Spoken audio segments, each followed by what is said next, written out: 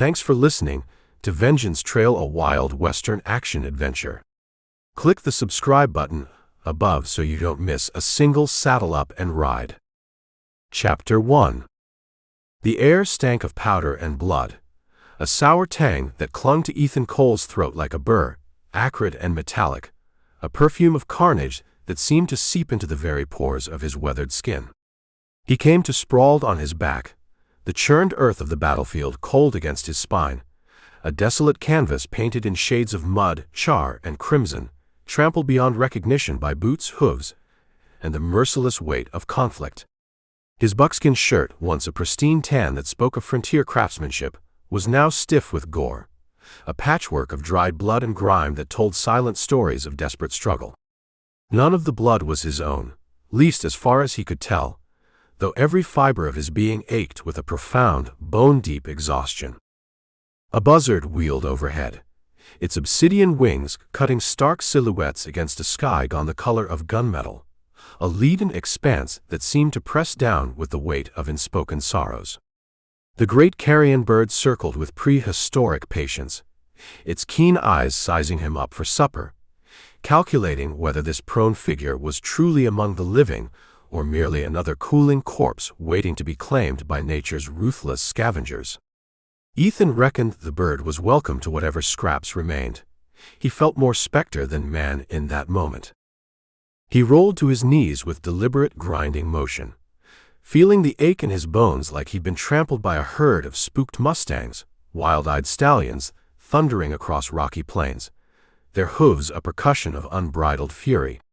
Every muscle screamed protest, every joint creaked like an old wagon wheel in desperate need of grease. Around him lay the ruin of what had been a skirmish line, a tangled nightmare of blue and gray, Union and Confederate soldiers intertwined in death's final embrace. Their faces were twisted in expressions of ultimate emotion, some locked in final curses, others frozen in silent pleas to whatever merciful deity might still be listening. The war had chewed these men up and spat them out like a merciless beast, grinding human lives between its steel trap jaws with industrial precision. And Ethan Cole, battle-scarred, weary-souled Ethan Cole, was the last sorry scrap left breathing, a solitary witness to this landscape of devastation. "You alive, soldier?" he muttered to himself, voice rasping like a dry creek bed in the heart of a Texas summer, a sound more whisper than speech, more grunt than language. His hands performed their reflexive inventory, patting down his sides with the mechanical precision of a man who'd learned survival was about knowing your own condition before anything else. Ribs sore but unbroken, no holes leaking red, no fatal wounds waiting to claim him in some belated moment of reckoning. His Colt revolver was gone, likely scavenged by some opportunistic deserter with fingers quicker than conscience, a phantom who'd slipped through the carnage to claim whatever scraps of value remained. Ethan didn't blame him. Survival had its own brutal mathematics, and in war, sentiment was a luxury few could afford. He squinted through the haze, the sun a dull, bleeding smear behind curtains of smoke and dust, the atmospheric remnants of artillery and human rage. Eastward, cannon fire still rumbled with distant menace, a low growl like some wounded beast refusing to acknowledge its mortal injury. But westward, the west promised something different. Quiet. Sage. Silence. A landscape of potential redemption, unmarked by the bloody ledgers of this consuming conflict. The plain stretched before him, a vast canvas of muted browns and grays, dotted with resilient vegetation. Mesquite and yucca standing like stoic sentinels, their spines jagged and unapologetic against the horizon.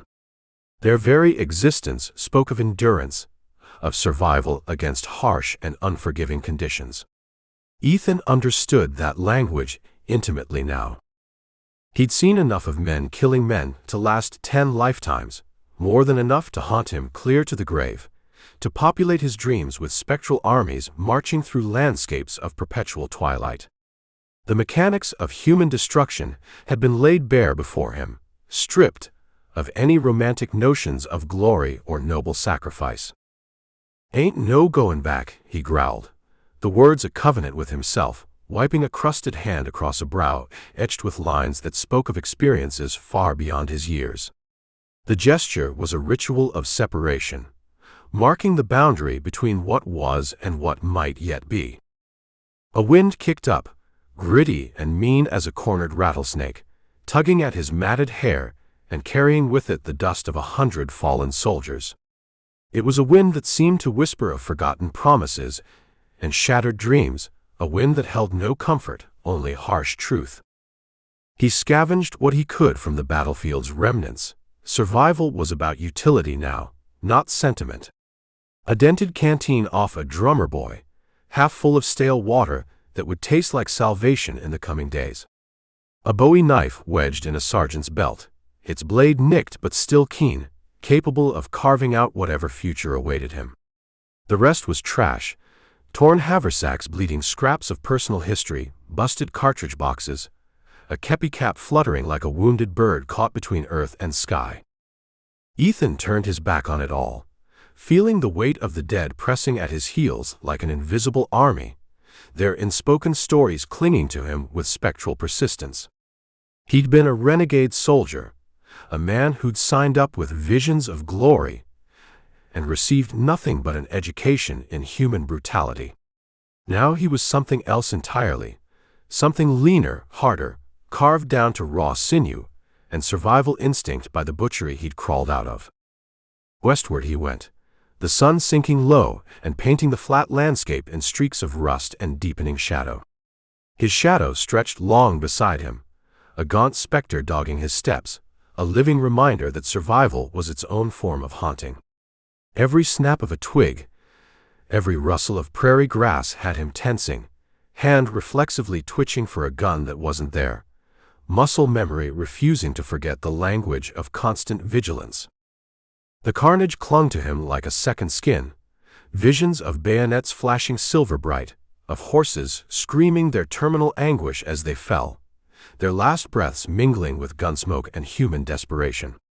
He'd survived, yes, but survival was a complex alchemy, not necessarily synonymous with living. The desert ahead was a cruel mistress, all rock and thorn, unforgiving as the conflict he'd left behind. But it was a different kind of battlefield, one where a man might find redemption, or at least the possibility of beginning again. Ethan Cole kept walking, blood drying to a brittle testament of survival, the ghosts of the fallen whispering in the wind, a chorus of unfinished stories carried on the breath of the indifferent prairie. Chapter 2. Ethan Cole trudged westward, his boots crunching brittle sage beneath feet that seemed to carry the weight of entire armies. The landscape stretched before him, a vast undulating tableau of muted browns and dusty greens, punctuated by hardy scrub and wind-twisted trees that stood as silent witnesses to countless forgotten journeys.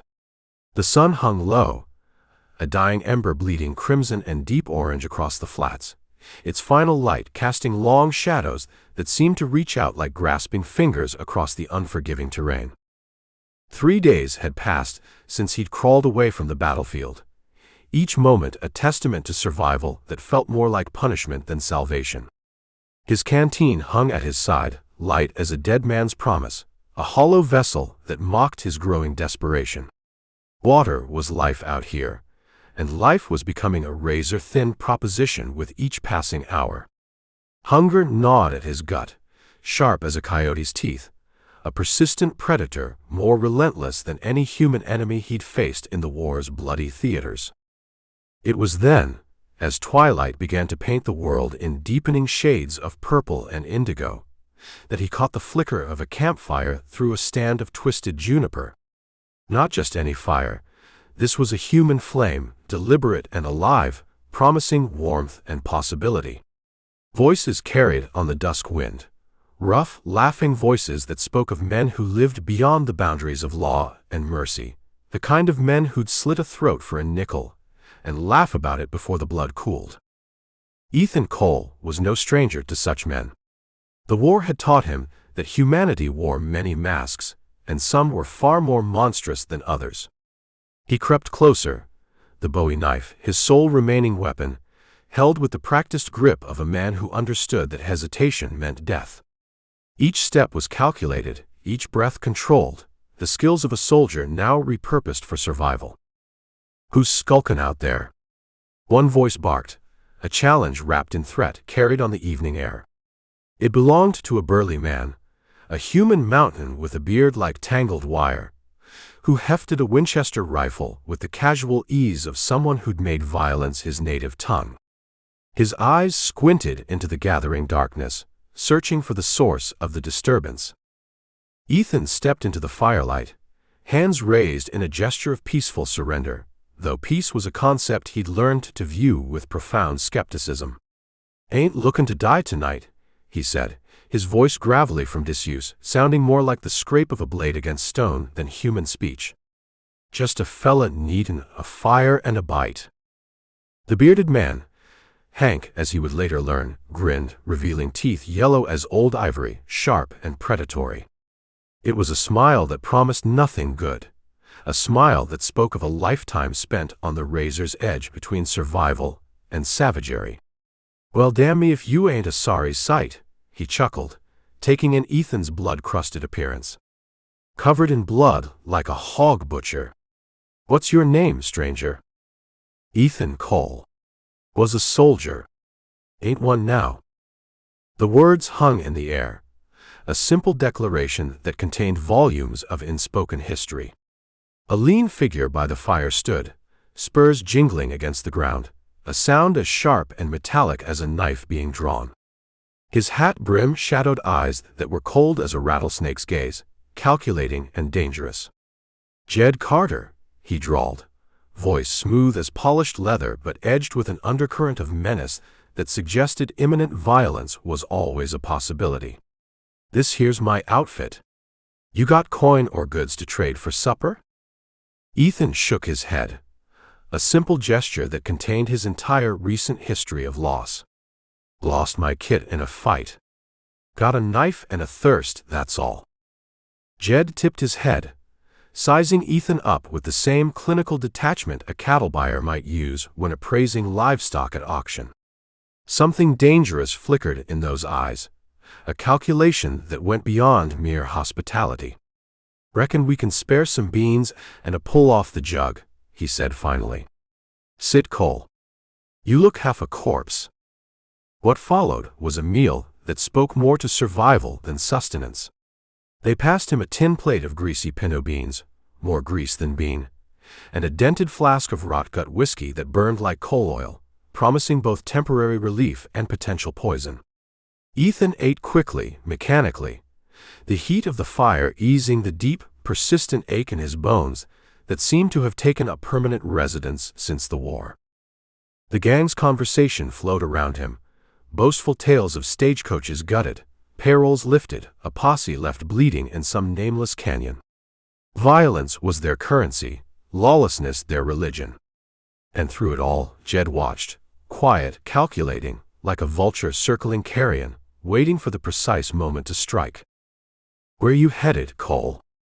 Jed asked almost casually, flipping a silver dollar between scarred knuckles with a practiced motion that suggested years of similar idle gestures. "West," Ethan responded. "Far as it'll take me." Chapter 3. The river was a cold, merciless fist, smashing Ethan Cole down into its obsidian depths with primordial fury. His lungs burned with a fierce, desperate fire, and his skull throbbed where Jed's bullet had kissed it, a violent caress that threatened to pull him into eternal darkness. Water churned around him, black as midnight's deepest secret, thick with silt and the ancient primeval stink of wet stone and river bottom. It was a living thing, this current, dragging at his limbs with malevolent intent, as if the river itself had been dispatched to finish what Jed Carter's bullet had begun. Survival was not a choice, but an instinct carved deeper than thought. Ethan clawed upward, his movements desperate and uncoordinated, boots scraping against a jagged boulder that jutted from the riverbed like a broken tooth. Each movement was a battle against the water's relentless embrace, each breath a hard-won victory against a force that cared nothing for human struggle. When he finally broke the surface, the gasp that tore from his throat was more animal than human, a raw, ragged sound that scattered into the wilderness like frightened birds. The current had him now, wild and mean as a cornered mountain lion, tumbling him past ancient cottonwoods that clawed at the banks with roots like gnarled fingers reaching into the murky depths. Their branches seemed to grasp at him, spectral sentinels marking the boundary between life and the river's dark promise of oblivion. Blood seeped from the graze above his ear, a warm counterpoint to the icy slap of the river, crimson against slate gray, life asserting itself against nature's indifference. He cheated death twice now, once on the blood-soaked battlefield where cannon smoke hung thick as fog, and now here, cast from a mesa's cruel height by men who saw human life as nothing more than a temporary obstacle. The snag that finally offered reprieve was a fallen cedar, half submerged in the river's relentless flow. Its branches reached out like skeletal fingers, catching Ethan's sodden buckskin with a grip both desperate and salvation. He fetched up against it hard, the impact driving what little breath remained from his lungs in a ragged explosion of defiance. The sky above was a bruise, dusk bleeding purple into the distant mesas, their stone faces etched with shadows that spoke of timeless indifference. Ethan clung to the cedar, a man reduced to pure survival, shivering with a cold that penetrated far deeper than mere temperature. He spat water and curses, his voice a raw thread lost beneath the river's thunderous roar. "Damn you, Carter," he snarled, the words more prayer than curse. His head spun like a compass gone mad, vision doubling and trebling, reality fracturing at the edges. Yet he hauled himself onto the snag, boots slipping on moss-slick bark that seemed alive with its own malevolent intent.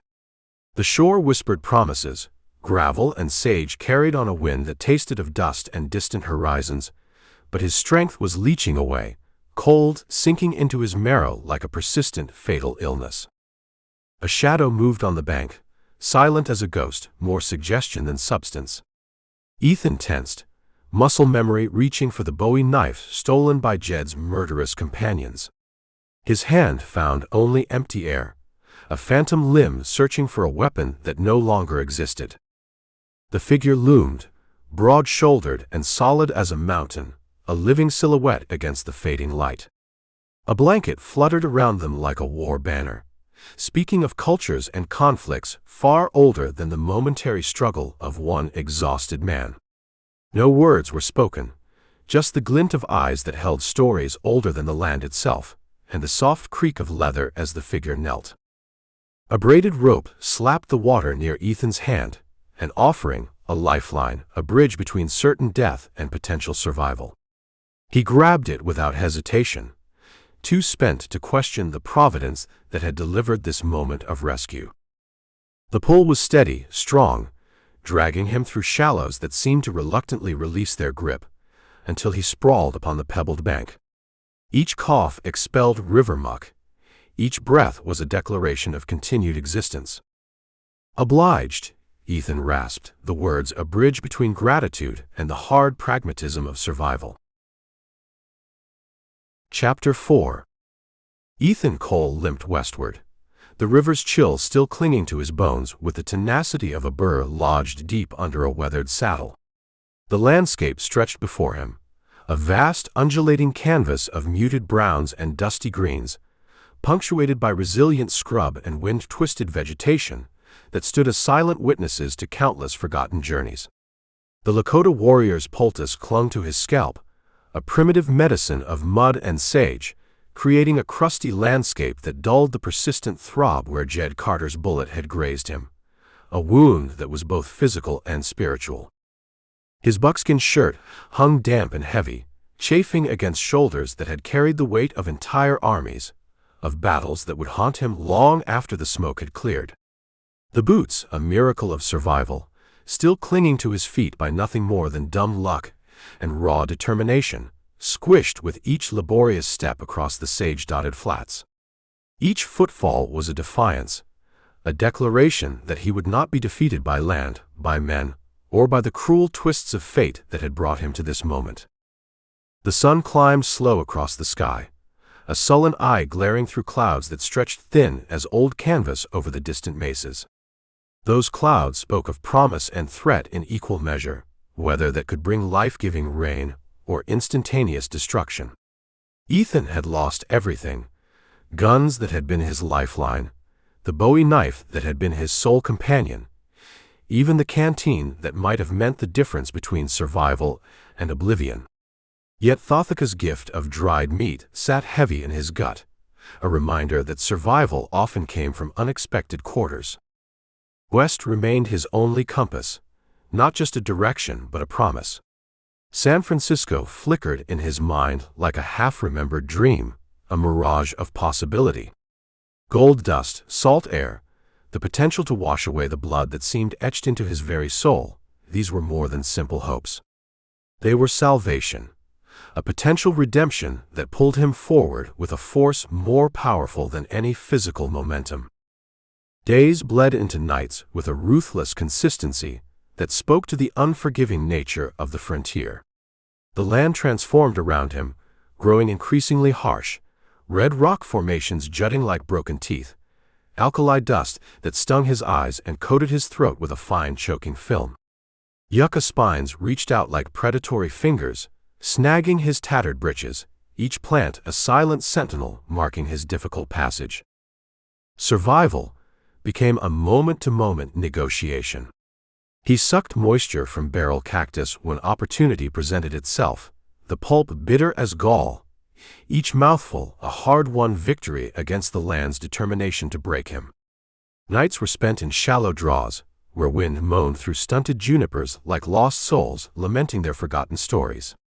The ghosts of the battlefield trailed him, spectral companions whose screams gradually faded to whispers, then to nearly imperceptible murmurs.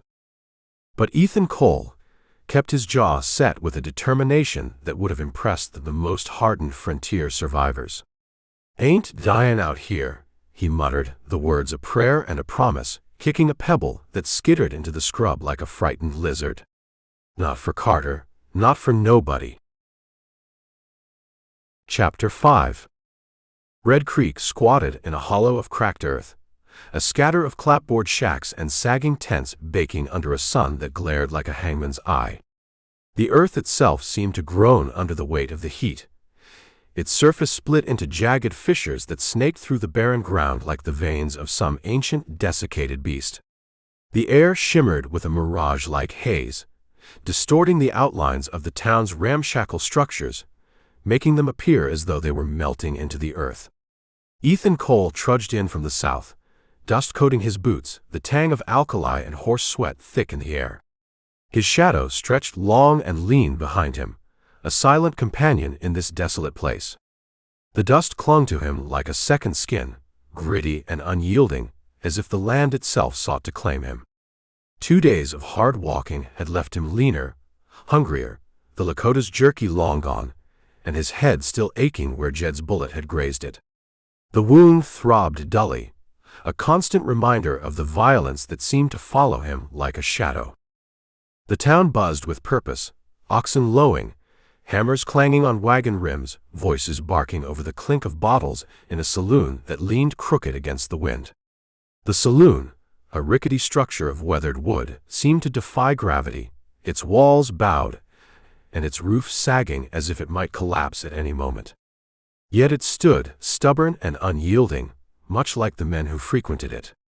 The air was thick with the scent of sweat, tobacco, and the acrid tang of cheap whiskey. Ethan's boots thudded against the hard-packed earth, each step sending a small puff of dust into the air.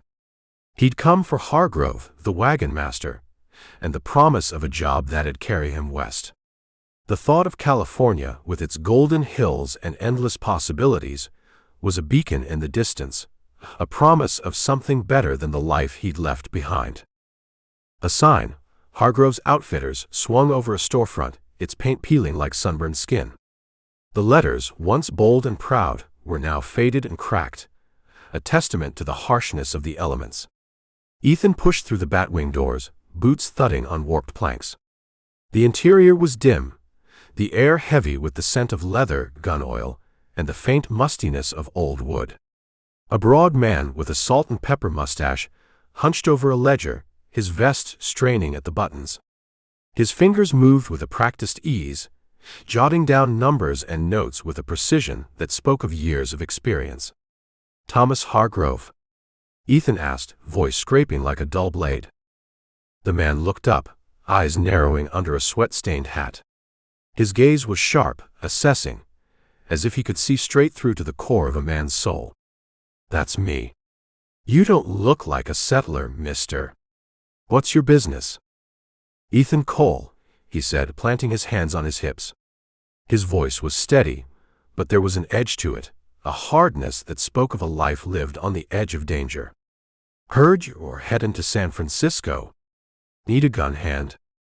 Hargrove snorted, tapping a pencil on the desk.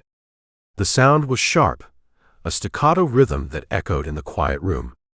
"Got a dozen families signed on, women, kids, greenhorn farmers. Bandits and Injuns'll eat 'em alive, less I got men who can shoot straight." "You one of 'em?" "Was a soldier," Ethan replied, meeting his stare. His eyes were cold, unflinching, the eyes of a man who had seen too much and done things he'd rather forget. "Fought rebs, deserters worse. Lost my iron, but I ain't lost the knack." Hargrove rubbed his jaw, sizing him up, the torn buckskin, the crusted blood in his hair. His gaze lingered on the wound, the dried blood a stark contrast against Ethan's pale skin. "You're a damn mess, Cole, but I ain't got time to be choosy. $50, a horse, and saddle to ride guard. Half now, half when we hit California. Deal?" "Deal," Ethan said quick. The word was out of his mouth before he had time to think, but he knew there was no other choice. He needed this job, needed the promise of a new start. Need that horse today. Hargrove slid a pouch of coins across the desk, the jingle sharp in the stale air. The sound was a welcome one, a reminder that he still had some semblance of control over his fate. "Corrals down by the livery. Pick a sturdy one, none of them swayback nags. We roll out in 3 days." Ethan pocketed the money, the weight of it solid against his ribs, and headed out into the street. The town pulsed around him, mules braying, a blacksmith's forge spitting sparks, a woman in a faded bonnet haggling over a sack of flour. The blacksmith's hammer rang out, a steady rhythm that seemed to echo the heartbeat of the town itself. The air was thick with the scent of burning coal and hot metal, a pungent reminder of the industry that kept this place alive. He made for the livery, weaving past a knot of drunks, when boots scuffed behind him, 2 pairs fast and furtive. The sound was faint, almost imperceptible, but Ethan's instincts, honed by years of survival, kicked in. He turned just as a fist flew, catching his cheek with a crack that spun him into the dirt. "Hand over the poke, mister," a voice sneered. A kid, Billy, maybe 20, with a pockmarked sneer, waved a knife while his partner, Roy, a lanky cuss with a drooping mustache, cracked his knuckles. The knife gleamed in the sunlight, a wicked edge that promised pain. "Saw you flash it at Hargrove's. Ain't smart, struttin' rich in Red Creek." Ethan spat blood, rolling to his knees. The taste of copper filled his mouth, sharp and metallic. His vision swam for a moment, but he forced himself to focus, to push past the pain. "Ain't yours to take." Billy lunged, blade glinting, but Ethan caught his wrist, twisting till the knife clattered free. The sound of metal hitting the ground was a small victory, but one that gave him the momentum he needed. Roy swung, a wild haymaker, and Ethan ducked, driving an elbow into his gut.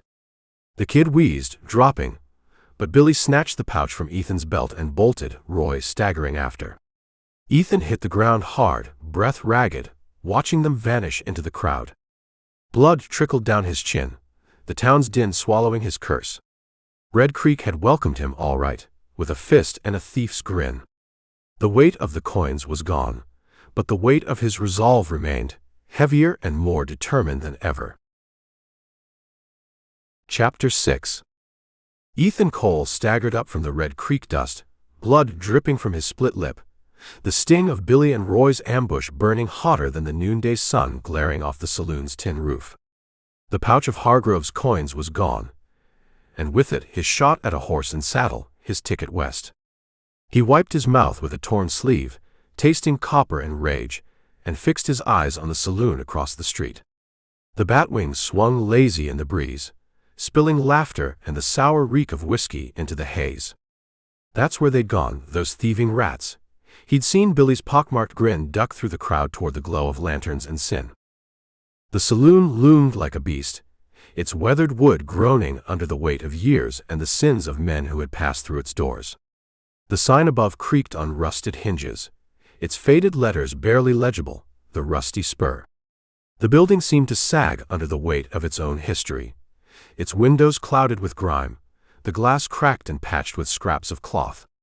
The light from within spilled out in uneven patches, casting long shadows across the dusty street. Ethan's boots crunched on the gravel as he crossed the road, his shadow stretching long and jagged in the fading light.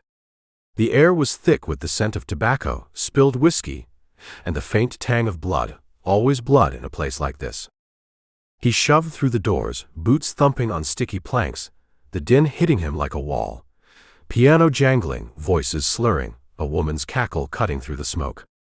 The room was a stew of sweat and leather, miners and drovers hunched over tables, cards slapping down amid grunts and curses. The piano player, a wiry man with a face like a dried apple, hammered out a tune that was more noise than melody, his fingers dancing over the keys with a kind of desperate energy. The bartender, a burly man with a bald head and a scar running down his cheek, wiped glasses with a rag that looked as though it hadn't been washed in weeks. The air was thick with smoke, the haze curling around the lanterns that hung from the ceiling, their light flickering and casting strange shadows on the walls. Ethan scanned the crowd, his jaw tight, till he spotted them. Billy and Roy bellied up to the bar, the pouch sagging heavy on the counter as Billy waved for a bottle. Roy laughed, loud and dumb, slapping a coin down like he'd earned it. The two of them were a sorry sight, their clothes stained and patched, their faces flushed with drink and the thrill of their easy score. Billy's pockmarked face was twisted in a grin, his eyes gleaming with a kind of reckless joy, while Roy's drooping mustache twitched as he chuckled, his hand resting on the butt of his Colt. "Hey, you sons of bitches," Ethan growled, shoving through a knot of drunks. Heads turned, eyes glinting with the promise of trouble. The room seemed to hold its breath for a moment, the piano faltering as the player glanced up, his fingers hovering over the keys. A miner at a nearby table paused mid-sip, his glass frozen halfway to his lips, his eyes darting between Ethan and the two men at the bar. "That's my money." Billy spun, smirking, a glass of amber in his hand. The liquid sloshed over the rim as he turned, the smell of cheap whiskey sharp in the air. "Ain't yours no more, stranger. Finders keepers, way I see it." His voice was a drawl, lazy and mocking, but there was an edge to it, a challenge that hung in the air like the smoke from a gunshot. "Give it back," Ethan said, stepping close, his voice low and dangerous. The room seemed to shrink around them, the noise fading to a dull murmur as the tension thickened. "Or I'll take it out of your hide." Roy snorted, sliding off his stool, a Colt gleaming at his hip. His movements were slow, deliberate, like a snake coiling to strike. "Big talk for a fella who can't dodge a fist. Reckon we'll bury you this time." His hand twitched toward his gun, the leather of his holster creaking softly as his fingers brushed the grip. The room hushed, breaths held as Roy's hand twitched toward his gun. Ethan moved first, lunged low, slamming into Billy, who yelped as the glass shattered on the floor. The sound was sharp, a sudden crack that seemed to echo in the sudden silence. Roy drew, but Ethan grabbed a bar stool, swinging it hard. It cracked across Roy's arm, sending the Colt skittering under a table. The stool splintered in his hands, the wood rough and jagged against his palms. Billy scrambled up, pulling a derringer from his vest, and Ethan roared, tackling him into the bar. The pouch hit the planks with a clink, coins spilling like fool's gold. "Get off me, you bastard!" Billy snarled, the derringer barking, a flash, a sting as the slug grazed Ethan's shoulder. The pain was sharp, a hot line of fire that seared through him, but he gritted his teeth and pressed on. He wrestled the gun free, slamming Billy's wrist to the bar till the kid howled and let go. The sound was raw, a cry of pain and frustration that seemed to hang in the air for a moment before it was swallowed by the noise of the saloon. Roy charged, fists flying, but Ethan ducked, driving the Derringer's butt into Roy's jaw. Teeth cracked and he crumpled, spitting red.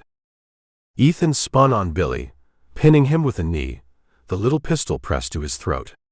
The metal was cold against the kid's skin, the barrel digging into the soft flesh under his jaw. Billy's eyes widened, sweat beading on his pocked skin. The room seemed to hold its breath, the air thick with the scent of blood and fear. "Last chance," Ethan rasped, his voice a low growl that seemed to reverberate through the room. "My money, or your brains paint this bar." Billy's hands shot up, his fingers trembling as he tried to push the gun away. "Take it, damn you, just don't shoot." His voice was a whine, high and desperate, the bravado gone now, replaced by raw fear. Ethan snatched the pouch, shoving Billy down, and stood, chest heaving. The room was silent now, the piano player's hands still on the keys, the bartender frozen in place with a glass in his hand. The men at the tables watched with hard eyes, some nodding in approval, others sneering, their faces twisted with contempt. Ethan scooped up Roy's fallen Colt, tucking it in his belt, and limped for the door, blood seeping warm down his arm. The corral waited, and he'd be damned if Red Creek took more from him than it already had. The batwings swung shut behind him, the sound of the saloon fading into the night as he stepped out into the cool air, the stars wheeling overhead cold and distant, like the eyes of 1,000 indifferent gods. Chapter 7. Ethan Cole made it halfway to the corral, Roy's Colt heavy in his belt, when the clatter of boots and a sharp whistle stopped him cold. Red Creek Street churned with dust and dusk shadows, the saloon's clamor fading behind him as a tall figure loomed ahead, badge glinting like a snake's eye under a wide-brimmed hat. Sheriff Eli Granger, lean as a fence post and twice as hard, stepped into the lantern glow, a scattergun cradled loose in his arms. 2 deputies flanked him, hands on pistols, their faces sour with the kind of righteousness that came from a payroll. The lantern light flickered across their faces, casting deep shadows that made their expressions seem even more menacing. The air was thick with tension, the kind that crackled like a storm about to break. "Ethan Cole," Granger drawled, voice smooth as honed steel. His words carried a weight, a finality that seemed to settle over the street like a shroud. "Heard you made a mess in Silas's saloon. Billy's dead, gutshot they say. You got a story, or just a noose waitin'?" Ethan spat into the dirt, tasting the blood still crusting his lip. The metallic tang was sharp, a reminder of the fight, of the violence that seemed to follow him like a shadow. "Self-defense. Him and Roy jumped me, stole my poke. I took it back. Ain't my fault he drew first."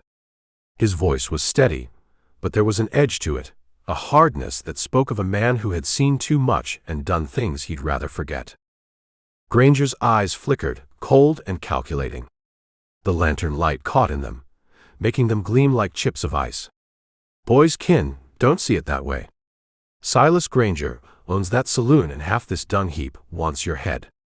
Says you're a killer, plain and simple." "Silas." Ethan's gut twisted. The name hit him like a punch, the realization of just how deep the trouble ran settling in his chest like a stone. "Billy's pa."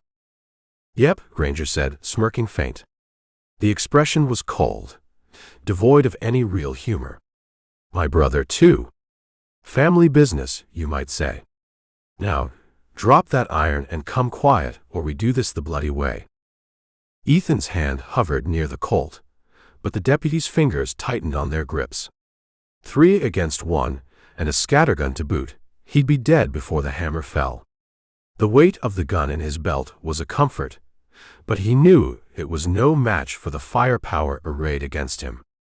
"All right," he growled, easing the pistol to the ground. The metal was cool against his fingers, the weight of it familiar, but he let it go, the sound of it hitting the dirt final and damning. "But I ain't lyin'." They shackled him rough, iron biting his wrists, and hauled him to a jailhouse squat as a coffin. Adobe walls, barred window, the stink of piss and despair. The cell was small, the air thick with the scent of sweat and fear. The walls seemed to press in on him, the weight of his situation settling heavy on his shoulders. Granger locked him in a cell, the door clanging shut like a judge's gavel. The sound echoed in the small space, a final damning note. "Silas'll be by come mornin'," he said, tipping his hat. The gesture was mocking, a final twist of the knife. "Sleep tight, Cole." Night settled, thick and hot, the cell a cage of shadows. Ethan paced, boots scuffing straw, till a new sound crept in, soft steps, a creak of boards. The sound was faint, almost imperceptible, but it was enough to make him stop, to listen. A man slipped into the jail, lantern low, his face weathered under a preacher's collar. Gray hair framed eyes sharp with something like pity. The light from the lantern flickered across his face, casting deep shadows that made his expression seem even more solemn. "Ethan Cole," he whispered, voice steady. The sound was soft, but it carried in the quiet of the jail. "I'm Josiah Whitaker. Heard what happened?" "Preacher." Ethan gripped the bars. The metal was cold under his hands, the rough texture biting into his palms. "You here to pray me to the hereafter?" Josiah shook his head. The movement was slow, deliberate, his eyes never leaving Ethan's. "Here to tell you Billy's gang, Roy and the rest, been terrorizing this town for months. Robbed settlers, killed a drover last spring. Silas covers it up, keeps him loose. You did Red Creek a favor, even if they don't know it." "Fat lot of good that does me," Ethan muttered. The words were bitter, the taste of them sharp on his tongue. "Sheriff's kin to the bastard." Josiah pulled a key from his coat, glinting in the dim. The metal caught the light, a small bright spot in the darkness. "Wagon train leaves tomorrow. Hargrove needs you. I'll take the sin of this. Get out, Cole, and don't look back." The lock clicked, the door swung wide. Ethan stepped out, heart pounding. The sound of his own heartbeat was loud in his ears, a steady rhythm that seemed to echo in the small space. "Why risk it?" "'Cause Silas owns souls here," Josiah said grim. The words were heavy, weighted with a kind of finality that made Ethan pause. "Not mine. Not yours if you ride fast." Ethan nodded, slipping into the night, the preacher's lantern fading behind. The darkness swallowed him, the cool air a relief after the stifling heat of the cell. Red Creek wasn't done with him, but he'd be damned if he'd hang for it. The stars above were cold and distant, their light faint but steady, a reminder that even in the darkest night there was still a glimmer of hope. He moved quickly, his boots silent on the hard-packed earth, the weight of the Colt in his belt a comfort as he disappeared into the shadows. Chapter 8. Ethan Cole melted into Red Creek's shadows, the jail's adobe walls shrinking behind him as the preacher's key burned a hole in his pocket. The night hung thick, stars smothered by a shroud of clouds, the air tasting of dust and coming rain. His boots scuffed the hardpack, silent as he could manage, skirting the saloon's glow where Silas Granger's voice boomed, thick with whiskey and wrath. $50 gold for the bastard's hide," Silas roared, the crowd murmuring like a pack of curs scenting blood. Ethan's jaw tightened, he was a ghost now, a dead man walking, and Red Creek streets were a noose tightening slow. The town seemed alive in its own way, a living, breathing thing that pulsed with danger. The saloon's light spilled out into the street, casting long, jagged shadows that danced like specters. The air was thick with the scent of tobacco, spilled whiskey, and the faint tang of blood, always blood in a place like this. Ethan moved like a shadow himself, his body low, his steps deliberate, every sense on edge. The night was his ally, but it was a fickle one, and he knew it could turn on him in an instant. He made for the corral, Hargrove's wagons a jagged silhouette against the horizon, when a new sound pricked his ears, spurs jangling, deliberate, like a rattlesnake's warning. Ethan ducked behind a rain barrel, peering through the slats. The wood was rough against his cheek, the smell of old water and rot filling his nostrils. A figure strode from the dark, tall and lean, a duster flapping like raven wings, the brim of his hat low over eyes that glinted cold in the faint lantern spill. Virgil Kane, name whispered in saloons from here to Santa Fe, a bounty hunter who dragged men back in chains or draped over saddles, no preference either way. Silas Granger stood waiting, a cigar stub glowing red between his meaty fingers. "Cole killed my boy," Silas growled, voice a snarl of grief and venom. The words were heavy, weighted with a kind of finality that made Ethan's gut twist. "Sheriff's too soft, lets him slip. I want him, Kane. Dead's fine, alive's better. $100, half now." Virgil tipped his hat back, revealing a face carved sharp by sun and scars, a mustache drooping over a mouth that didn't smile. His eyes were cold, calculating, the kind of eyes that had seen too much and felt too little. "Heard he's a soldier," he said, slow, like he was tasting the words. "Tough nut. Where's he headed?" "Wagon train," Silas spat. The word was sharp, a curse more than a statement. "Hargrove's outfit, north edge o' town.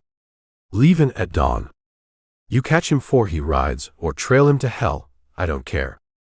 Virgil took the pouch Silas tossed, coins clinking like a death knell. The sound was sharp, a reminder of the stakes, of the danger that was now on Ethan's trail. "I'll find him," he said, turning on his heel, his Winchester slung easy over one shoulder. The weapon was a part of him, an extension of his will, and it gleamed faintly in the dim light. "Always do." Ethan's breath caught, the barrel's splintered wood biting his palms. The pain was sharp, a reminder of the present, of the danger that was closing in. Virgil mounted a black gelding, tethered nearby, its eyes rolling wild as he reined it north, toward the wagons.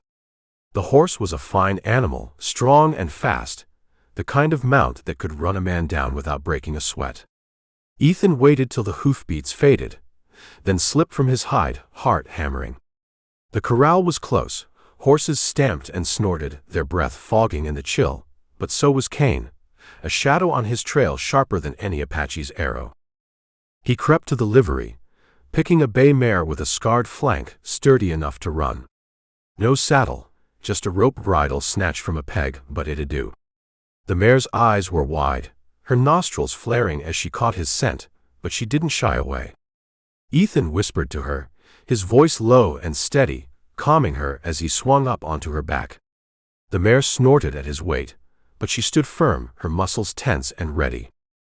Voices rose faint from the wagons, Hargrove barking orders, axles creaking as the train roused for dawn. The sound was a reminder of what lay ahead, of the journey that was waiting for him. Ethan glanced back. Red Creek glared like a beast roused from sleep, Silas's rage its teeth, Virgil its claws. West was his only shot, but now it came with a price, and a hunter who'd chase him to the edge of the earth. He kicked the mare into a trot, the night swallowing him whole, the bounty hunter's spurs a ghost echo in the wind. The darkness was a comfort, a shield, but he knew it wouldn't last. The stars above were cold and distant, their light faint but steady, a reminder that even in the darkest night, there was still a glimmer of hope.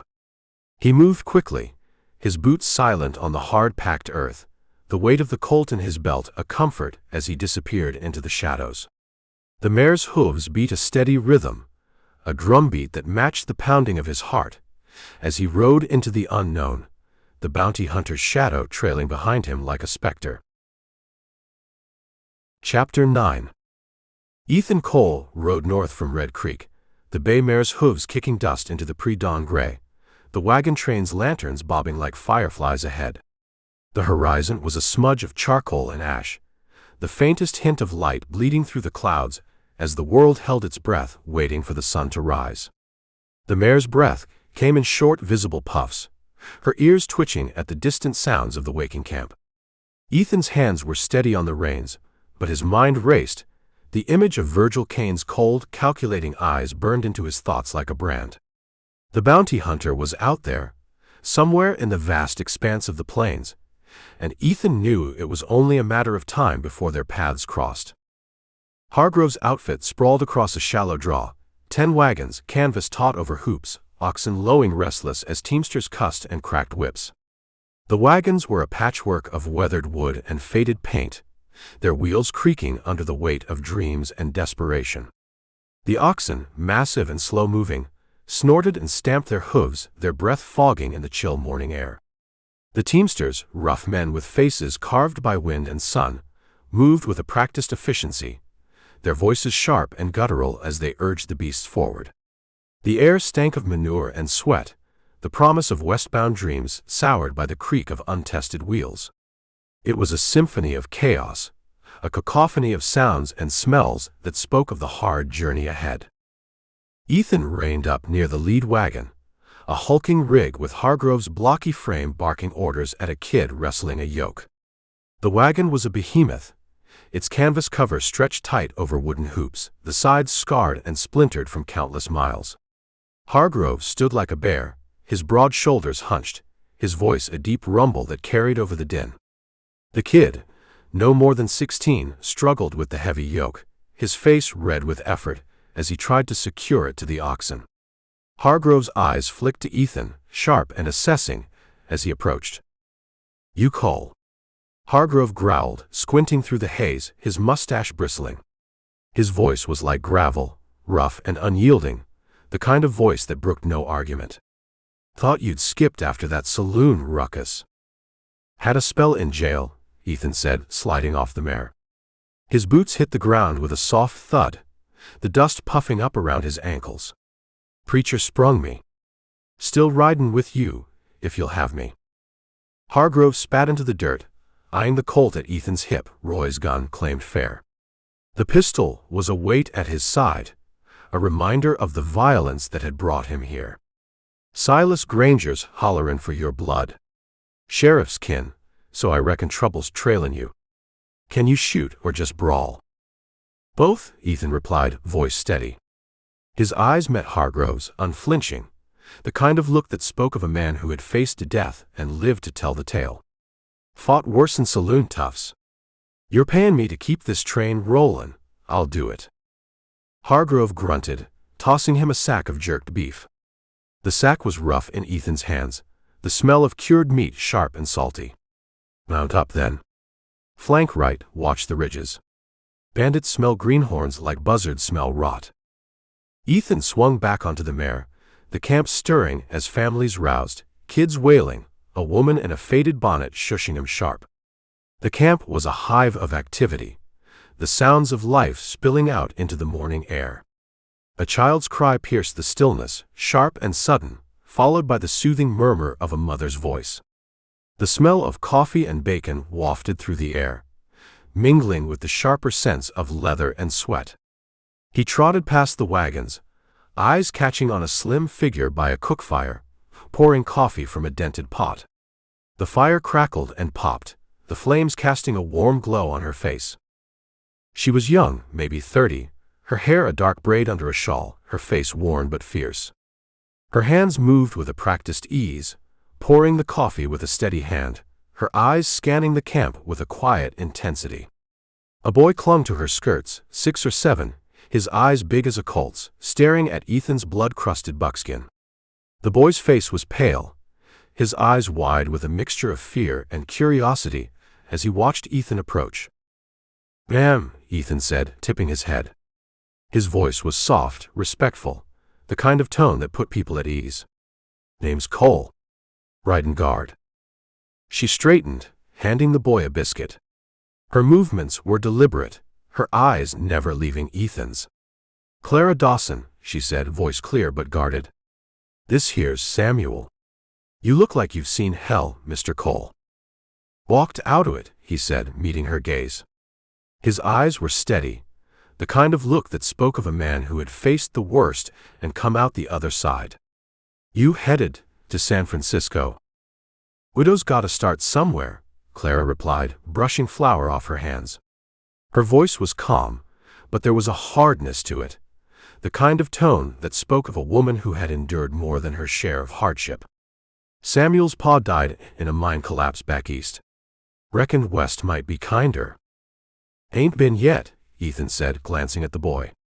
The child's eyes were wide, his face pale as he clutched the biscuit in his small hands. "But I'll keep the wolves off you best I can." She nodded, faint approval in her eyes, and turned back to the fire. The flames danced in the early morning light, casting flickering shadows on her face. The train lurched forward, Hargrove's shout cracking the morning still, wheels groaning as the oxen heaved. The sound was a deep, resonant creak, the kind of noise that spoke of weight and effort, of the slow, steady progress of the journey ahead. Ethan took his post, the mare sidestepping nervous along the right flank, sagebrush rustling under a wind that carried the tang of pine from the distant Sierras. The travelers were a mixed lot. Farmers with calloused hands, a gambler in a frayed coat, a preacher muttering psalms, but they moved as one, a slow beast crawling west. Ethan scanned the ridges, rifle across his lap, the weight of Virgil Cane's name pressing his shoulders. The rifle was a familiar weight, the wood smooth and worn under his hands, the metal cool to the touch. The ridges loomed in the distance, dark and foreboding, their jagged outlines cutting into the sky like the teeth of some great beast. Red Creek was behind him, but its claws stretched long, and out here, with Clara and Samuel in tow, he'd have more than his own hide to save. The wind carried the faint scent of pine, a reminder of the mountains that lay ahead, and the promise of the unknown that waited beyond. Chapter 10. The wagon train crawled west through a canyon of red rock and stunted pine, the sun a merciless fist pounding dust from the earth. The canyon walls rose like ancient sentinels, their jagged edges cutting into the sky, streaked with veins of iron and copper that glinted dully in the harsh light. The air was dry and heavy, carrying the faint scent of sage and the acrid tang of something dead, a reminder of the harshness of the land. Ethan Cole rode flank, the bay mare's ears twitching at every snap of twig, Roy's colt a cold weight against his hip. The mare's coat was slick with sweat, her muscles tense beneath him as she picked her way through the rocky terrain. Ethan's eyes scanned the cliffs above, his hand resting lightly on the butt of his revolver, every sense alert for the slightest sign of danger. 5 days out from Red Creek, and the settlers' nerves frayed thin, oxen stumbled, kids whined, Hargrove's bellows grew hoarse. The oxen, massive and slow-moving, plodded forward with a weary determination, their heads low and their breath coming in labored puffs. The children, their faces smudged with dirt and streaked with tears, clung to their mother's skirts, their cries sharp and plaintive in the still air. Hargrove's voice, once a commanding roar, was now a raspy bark, his patience worn thin by the endless demands of the trail. The trail narrowed here, cliffs looming like jaws, the air thick with sage and the faint rot of something dead upwind. Ethan's gut churned. He'd seen ambush country before, and this stank of it. A yell split the quiet, shrill and cut short from the rear wagon. The sound was like a knife slicing through the stillness, sharp and sudden, sending a jolt of adrenaline through Ethan's veins. He wheeled the mare just as a crack of gunfire echoed, then another, sharp, deliberate, not some fool spooking a coyote. The shots reverberated off the canyon walls, the sound bouncing and echoing, making it hard to pinpoint their source. Bandits! Hargrove roared, shotgun booming as he leapt from the lead rig. The big man moved with surprising speed for his size, his shotgun barking as he took aim at the shadowy figures emerging from the gully. Dust exploded ahead, hooves thundering, and 6 riders burst from a gully, masks of burlap and bandanas, rifles spitting lead. The bandits were a ragged bunch, their clothes patched and faded, their faces hidden behind crude masks that gave them an air of menace. A teamster jerked and fell, red blooming on his shirt, his oxen bawling as the wagon slewed. The man's cry was cut short as he hit the ground, his blood staining the dirt a dark, ominous red. "Get down!" Ethan shouted, swinging off the mare to slap her rump toward cover. The mare bolted, her hooves kicking up dust, as she disappeared behind a cluster of boulders. He hit the dirt, colt drawn, as bullets chewed the ground near Clara's wagon. The air was alive with the whine of bullets, the sharp cracks of gunfire, and the panicked cries of the settlers. Clara dragged Samuel under the chassis, her face pale but set, a frying pan clutched like a weapon. Her eyes were wide with fear, but there was a steely determination in them, a refusal to give in to the chaos around her. Ethan fired twice, quick, steady, and a bandit's horse screamed, pitching its rider into the sage. The horse went down in a flurry of legs and dust, its rider tumbling into the brush with a cry of pain. "Flank him, Cole." Hargrove hollered, blasting buckshot that shredded a burlap mask, the man dropping with a gurgle. The shotgun's roar was deafening, the sound echoing off the canyon walls like thunder. Ethan rolled behind a boulder, the gambler, Jack Tully, cowering nearby, his derringer shaking in soft hands. Tully's face was pale, his hands trembling as he clutched the small pistol, his eyes wide with terror. "Shoot or get out of my way," Ethan snarled, and Tully flinched, firing wild into the chaos. The derringer's report was sharp but ineffective, the bullet ricocheting harmlessly off a rock. The bandits pressed hard, three still mounted, circling like wolves.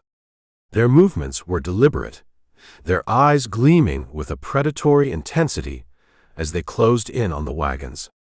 One, a wiry cuss with a laugh like a hyena, drove his pony toward Clara's wagon, a torch flaring in his hand. The torch's flame flickered in the breeze, casting an eerie glow on the man's masked face. Ethan lunged, tackling him from the saddle. They hit the ground in a tangle of fists and dust, the torch sizzling out in the dirt.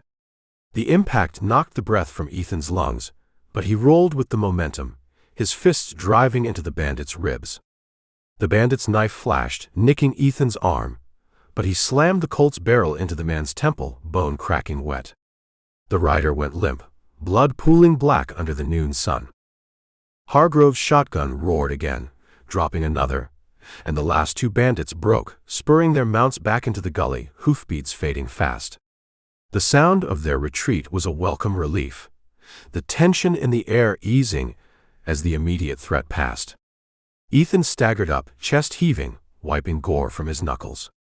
His arm throbbed where the knife had grazed him, the blood warm and sticky against his skin. The train was a mess, canvas torn, a woman sobbing over the dead teamster, Samuel clinging to Clara's skirts. The woman's cries were heart-wrenching, her grief raw and unfiltered as she knelt beside the fallen man. Clara met Ethan's eyes, nodding sharp. "You kept your word," she said, voice steady despite the tremor in her hands. "Didn't lose you yet," he replied, holstering the Colt. The weight of the gun was a comfort, a reminder of the fight they had just survived. Hargrove stomped over, sweat cutting tracks through the dust on his face.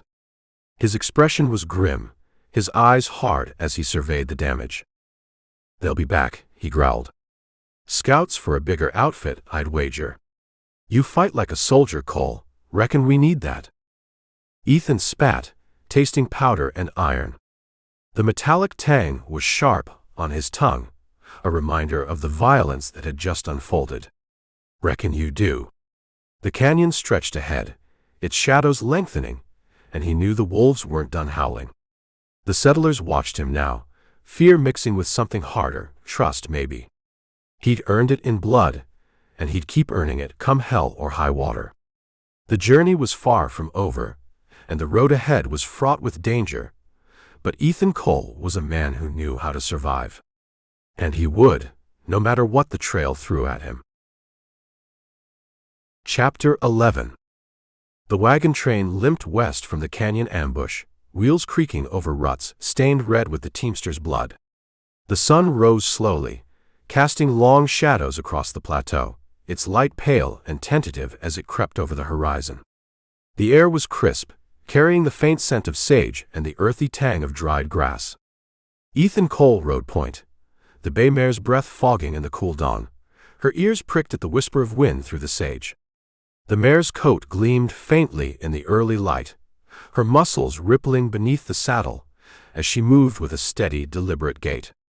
Ethan's eyes scanned the landscape, his hand resting lightly on the Colt at his hip, the weight of it a constant reminder of the dangers that lurked in the vast expanse of the plains. 2 days since the bandits hit, and the settlers moved skittish. Clara hushed Samuel's whimpers, Hargrove cursed the oxen's plodding pace, and Jack Tully nursed a flask, his derringer tucked away like a shameful secret. The wagons creaked and groaned, their canvas covers flapping in the breeze, the sound a constant backdrop to the journey. The oxen, massive and slow-moving, plodded forward with a weary determination, their heads low and their breath coming in labored puffs. The children, their faces smudged with dirt and streaked with tears, clung to their mother's skirts, their cries sharp and plaintive in the still air. Hargrove's voice, once a commanding roar, was now a raspy bark, his patience worn thin by the endless demands of the trail. The land opened here, a plateau of yellow grass and scattered piñon, the Sierras a jagged promise on the horizon.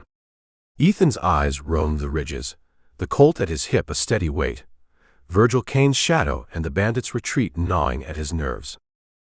A flicker of motion caught him, dark shapes cresting a rise, silent as ghosts against the pale sky. The figures were distant but distinct, their silhouettes sharp against the horizon. He reined up, hand lifting to halt the train. Hargrove's grumble cut short as he saw it too. 5 riders, feathers in their hair, blankets draped over broad shoulders, lances glinting dull in the morning light. The sight sent a ripple of tension through the settlers, their faces pale and drawn as they peered out from the wagons. Lakota, Ethan reckoned, and his pulse kicked. The warrior who'd pulled him from the river flashed in his mind, Thothaka's hard face and harder silence.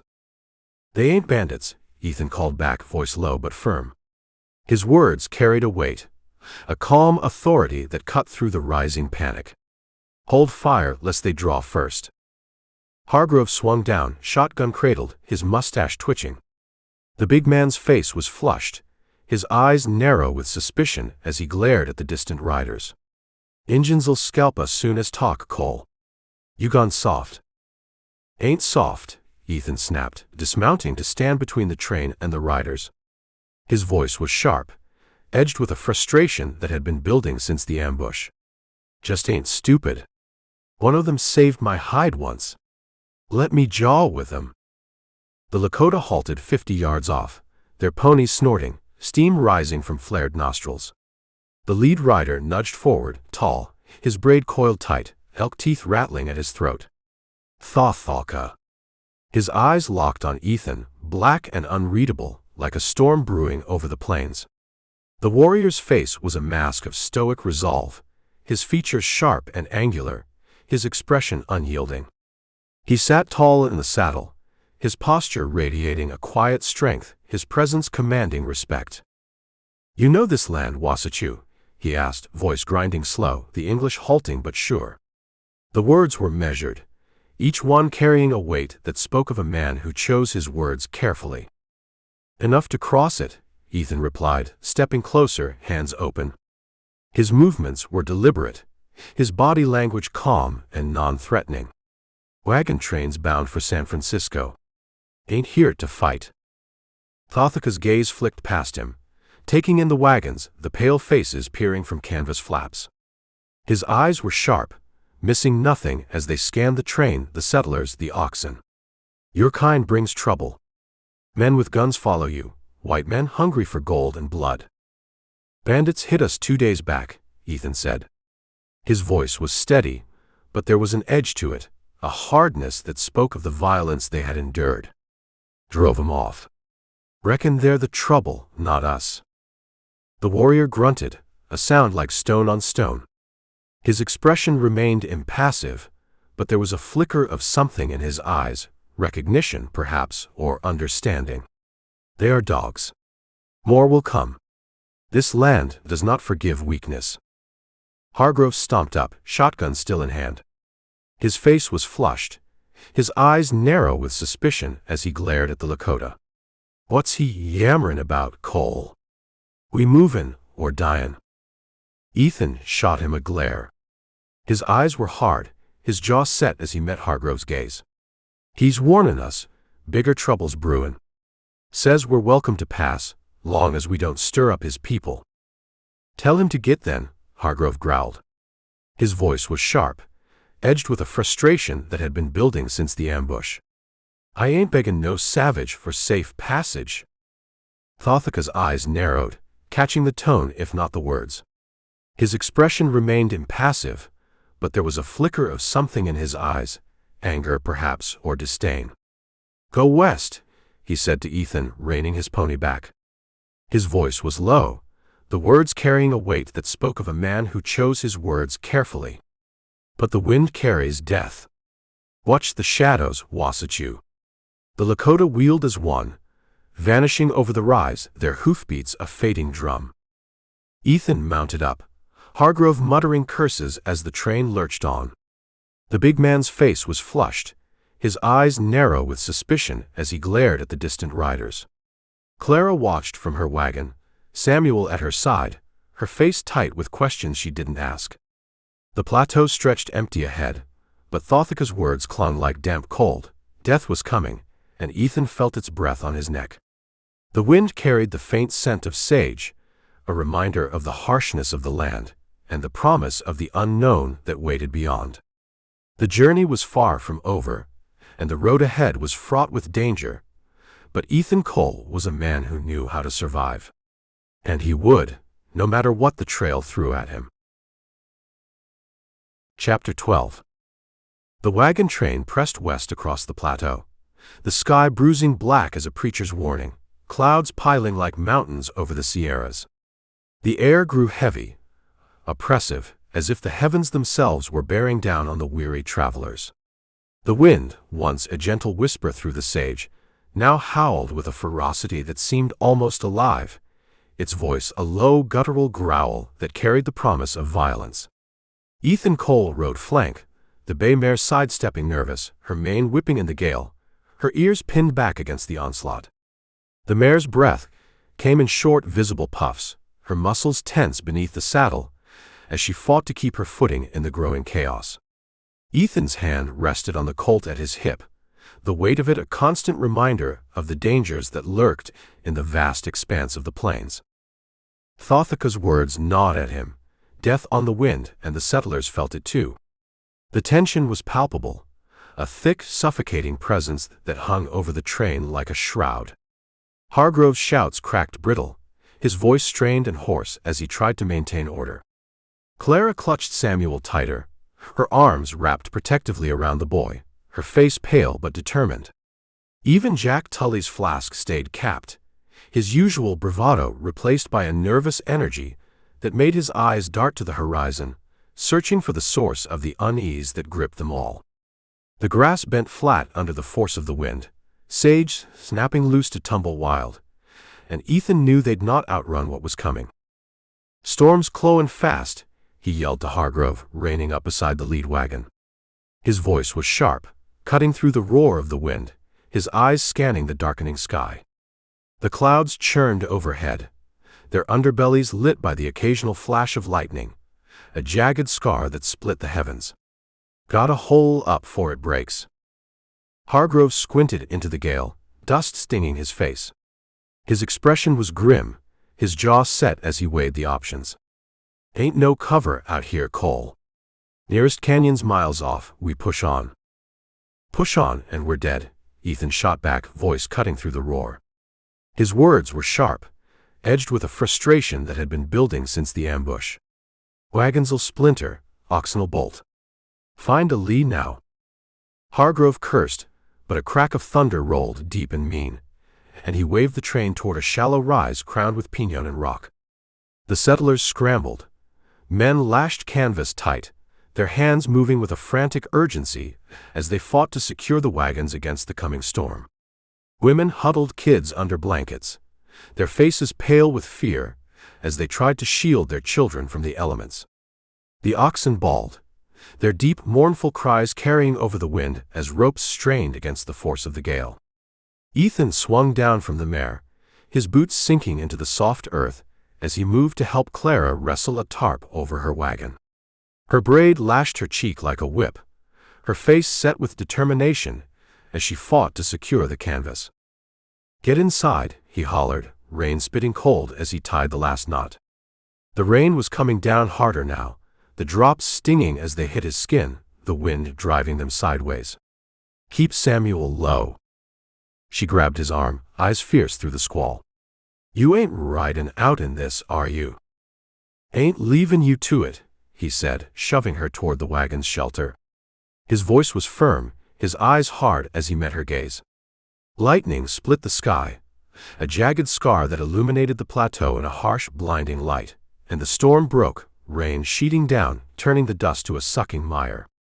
The ground beneath their feet became a treacherous slurry, the mud clinging to their boots as they struggled to keep their footing. Ethan staggered to the mare, tethering her to a piñón as hail rattled off the rocks, pea-sized and vicious. The mare's eyes were wide with fear, her nostrils flaring as she fought against the tether, her hooves slipping in the mud.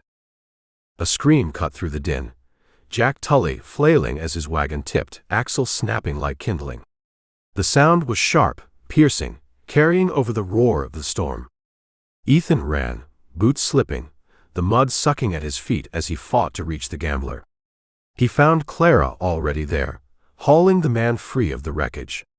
Her face was pale, her eyes wide with fear, but her hands were steady as she gripped Tully's arm. "Help me, Cole," she shouted, rain plastering her shawl flat.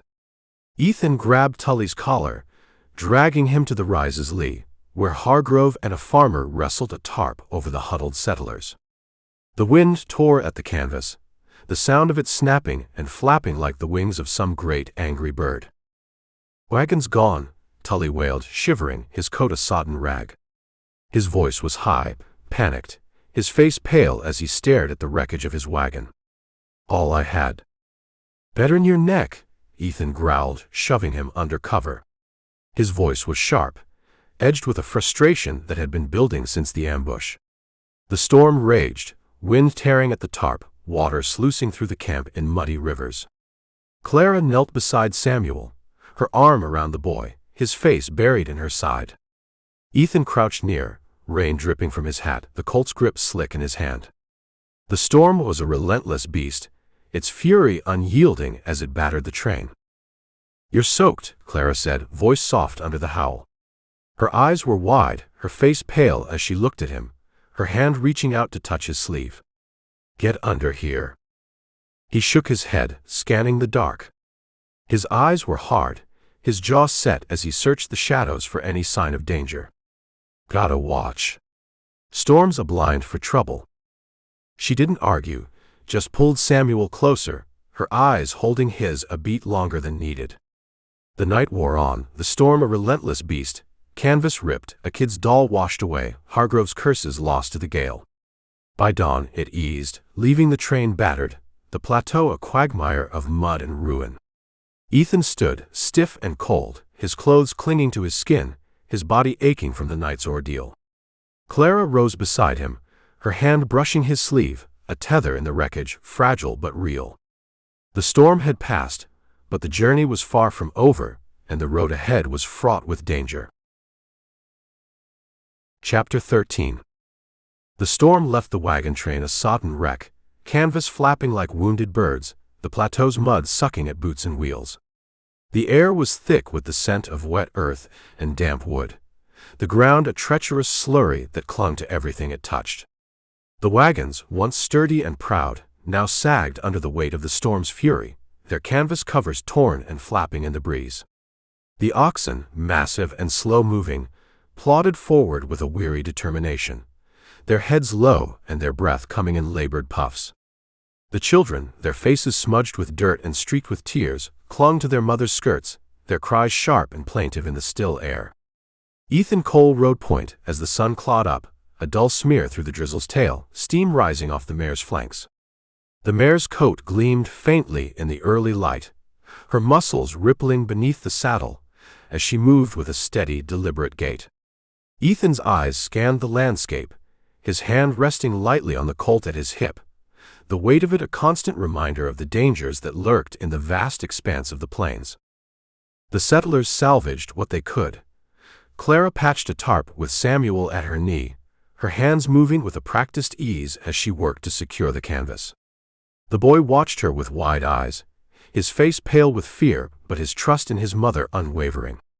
Hargrove swore at a busted axle, his voice sharp and guttural as he struggled to repair the damage. The big man's face was flushed, his eyes narrow with frustration as he worked, his patience worn thin by the endless demands of the trail. Jack Tully nursed a bruised ego more in his flask, his usual bravado replaced by a sullen silence as he sat hunched over, his face pale and drawn. Ethan's eyes roamed the horizon, the Colt at his hip slick with wet leather, Thothaka's warning and the bandits' retreat a burr under his skin. Trouble wasn't done with them, and neither was Red Creek. A lone rider crested a rise to the east, duster billowing, his black gelding picking through the sage slow and sure. The horse moved with a deliberate grace, its hooves sinking into the mud with each step, its breath coming in short, visible puffs. Ethan's gut tightened, spurs glinted, a Winchester gleamed across the saddle, and that hat brim shadowed a face he'd glimpsed in Red Creek's dark. Virgil Kane. The bounty hunter rode casual, like a man out for a Sunday jaunt, but his eyes, sharp as a hawk's, swept the train, locking on Ethan for a heartbeat before sliding away. He knew. Ethan's hand hovered near the Colt, but he held still, letting the mare plod steady. "Who's that?" Hargrove growled, stomping up, his shotgun cradled loose. The big man's face was flushed, his eyes narrow with suspicion as he glared at the distant rider. "Ain't one o' ours." "Trouble," Ethan said low. His voice was sharp, edged with a frustration that had been building since the ambush. "Name's Virgil Kane. Silas Granger sent him, huntin' me." Hargrove spat, mud splattering his boots. His expression was grim, his jaw set as he weighed the options. "Bounty man. Damn it, Cole, you're a lightning rod for grief. He gonna shoot or jaw?" "Jaw first," Ethan replied, watching Kane rein up 50 yards off, dismounting smooth. The bounty hunter moved with a deliberate grace, his movements slow and measured as he approached the train. Likes his prey rattled, for he strikes. Kane sauntered toward the train, spurs jingling soft, stopping near Clara's wagon. She stood, wiping mud from her hands, Samuel peeking from behind her. The boy's eyes were wide, his face pale with fear as he clutched his mother's skirt. "Mornin', folks," Kane drawled, voice smooth as oiled steel, tipping his hat.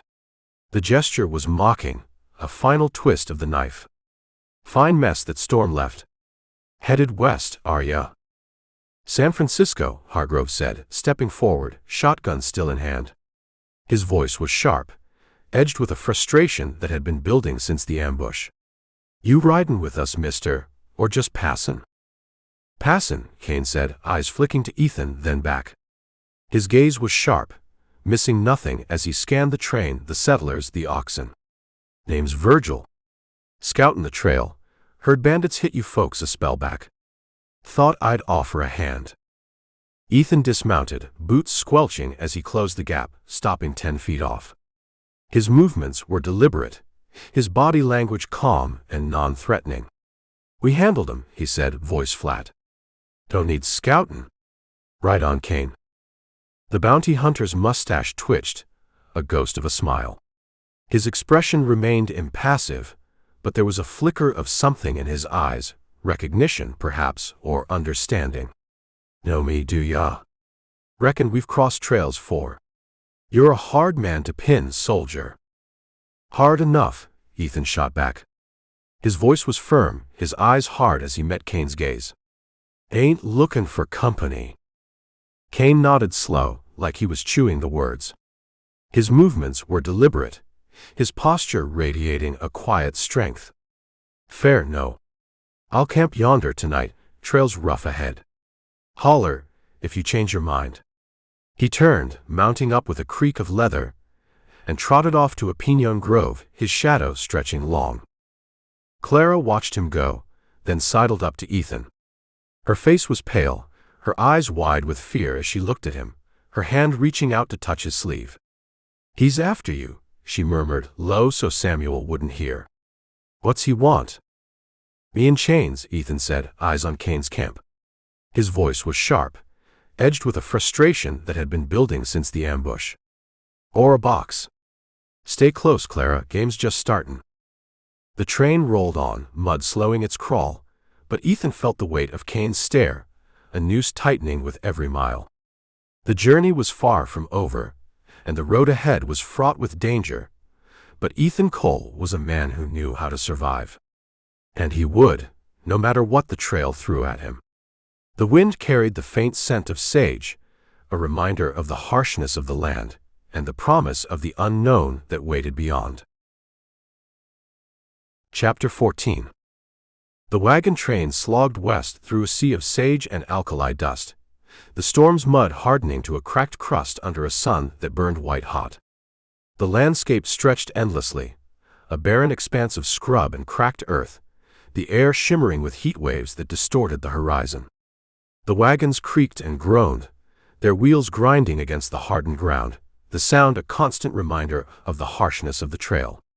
Ethan Cole rode flank, the bay mare's hooves kicking up grit, his eyes flicking between the horizon and Virgil Kane's distant speck, camped a half-mile off, a vulture circling patient. The bounty hunter's presence was a constant weight, a shadow that loomed over the train, his patience as unyielding as the sun-baked earth. 2 days since the bounty hunter joined the trail, and the settlers whispered. Clara's jaw tightened when he passed. Hargrove cursed Ethan's shadow, and Jack Tully's nervy glances said he smelled trouble brewing. Ethan kept the colt close, its grip worn smooth, knowing Kane wasn't the only wolf sniffing blood. Night fell sharp. The train circled near a dry wash, campfires spitting sparks into a sky thick with stars. The air cooled rapidly, the heat of the day giving way to a chill that seeped into the bones. The campfires crackled and popped, their light casting flickering shadows on the wagons and the tired faces of the settlers. Ethan sat by Clara's wagon, oiling the rifle, her quiet stitching, a soft counterpoint to Samuel's snores. The boy lay curled under a blanket, his face peaceful in sleep, a stark contrast to the tension that gripped the adults. "He's watching us," she said, not looking up, her needle glinting in the firelight. "Kane. Like a cat with a mouse." "He'll pounce when he's ready," Ethan replied, voice low. His hands moved with a practiced ease, the oilcloth smoothing over the rifle's barrel, the scent of gun oil sharp in the cool night air. "Silas wants me bad. $100 buys a lot of patience." She set the cloth down, eyes meeting his. Her face was pale, her eyes wide with fear, but there was a steely determination in them, a refusal to give in to the chaos around her. "You're worth more than that, Ethan Cole. Don't let him prove different." He grunted, a half-smile tugging his lip, when a shadow shifted. Jack Tully, slinking from his busted wagon, flask in hand, his coat flapping like a scarecrow's rags. The gambler's movements were furtive, his eyes darting nervously as he made his way toward the wash. Ethan's ears pricked, the gambler's steps veered wide toward the wash, then cut sharp to Kane's fire, a faint glow beyond the pinon. "Stay here," Ethan muttered, rising silent, trailing Tully through the dark. He crouched behind a boulder, the night air cool and bitter, catching Tully's whine on the breeze. The sound was faint, barely audible over the crackle of the campfires, but Ethan's sharp ears picked it up. "It's him, Kane, Cole the soldier. Killed a man in Red Creek, Silas Granger's boy. He's riding guard, right flank." Kane's voice slithered back, smooth and cold. "Hargrove's man? Knew it. What's your cut, gambler?" $10, Tully said, eager. His voice was high, panicked, his face pale as he stared at the bounty hunter. "Just point me clear when you take him. I ain't dying for this outfit." "Done," Kane replied, coins clinking. The sound was sharp, a reminder of the stakes, of the danger that was now on Ethan's trail. "Go back, keep your mouth shut. I'll handle Cole." Ethan's blood ran hot, knuckles whitening on the Colt. The grip was smooth, familiar, a comfort in the face of the betrayal. Tully shuffled off, and Ethan waited till the gambler's steps faded, then stormed into camp, grabbing Tully by the collar and slamming him against a wagon wheel. The crack woke half the train. Clara gasped. Hargrove lumbered over, shotgun up. "You sold me out, you snake." Ethan snarled, fist cocked. His voice was sharp, edged with a frustration that had been building since the ambush. Tully's flask hit the dirt, his face paling. I didn't mean nothing." Tully stammered. His voice was high, panicked, his face pale as he stared at Ethan. Can'd kill me if I didn't talk. Hargrove shoved between them, glaring. The big man's face was flushed, his eyes narrow with suspicion as he glared at the gambler. What's this, Cole? More trouble? He ratted me to the bounty man, Ethan said, shoving Tully down. His voice was firm, his eyes hard as he met Hargrove's gaze. Gave him my name, my post, for $10. Hargrove spat, turning on Tully. His expression was grim, his jaw set as he weighed the options. You're done, gambler. Take your kit and walk east, before I let Cole gut you. Tully scrambled up, grabbing a bedroll, and bolted into the night whimpering. The sound of his retreat was a welcome relief, the tension in the air easing as the immediate threat passed. Ethan watched him go, then caught Clara's eye, steady, fierce. Her face was pale, her eyes wide with fear, but there was a steely determination in them, a refusal to give in to the chaos around her. Kane knows now, she said. What's next? Next, Ethan growled. I make him regret chasing me. The camp settled uneasy, but the Colt stayed in his hand, Kane's fire a taunt in the dark. Chapter 15. The wagon train rolled west through a landscape that seemed carved by the hands of ancient, merciless gods, a terrain of broken hills and sun-bleached grass that stretched beyond the limits of human comprehension. The land was a living entity, breathing dust and heat, its very essence a challenge to any who dared traverse its brutal expanse. The air hung heavy, thick with the aromatic tang of sagebrush, crushed beneath wheel and hoof, releasing its pungent essence like a final, defiant breath. Ethan Cole rode point, a sentinel of survival, atop a bay mare whose coat gleamed like polished copper in the relentless sunlight. The horse's ears flicked with a nervous energy that spoke of instincts honed by countless miles of wilderness travel, each movement a subtle warning system against unseen threats. The colt at his hip hung like a cold anchor, a promise of violence barely contained, its weight a constant reminder of the thin line between life and death that he walked with each passing moment. Jack Tully's betrayal still burned within him, a coal of anger lodged deep in his gut, smoldering with an intensity that threatened to consume everything in its path. The memory was a wound that would not heal, a treachery that ran deeper than mere physical injury. And Virgil Kane, the bounty hunter whose presence had been a constant, complex shadow, had vanished at dawn, leaving nothing but an empty camp and the ghost-like whisper of spurs that seemed to echo in Ethan's mind like a half-remembered nightmare. The settlers moved with a wariness born of hard-learned lessons. Clara's eyes, sharp as a hawk's, penetrating as a razor, constantly tracked the ridges and distant horizons, searching for any hint of impending danger. Hargrove's curses grew tighter, more compressed, each muttered word a testament to the tension that stretched across the wagon train like a drawn bowstring. Young Samuel clung to his mother like a burr to wool, his small frame a testament to both vulnerability and the desperate need for protection in this unforgiving landscape.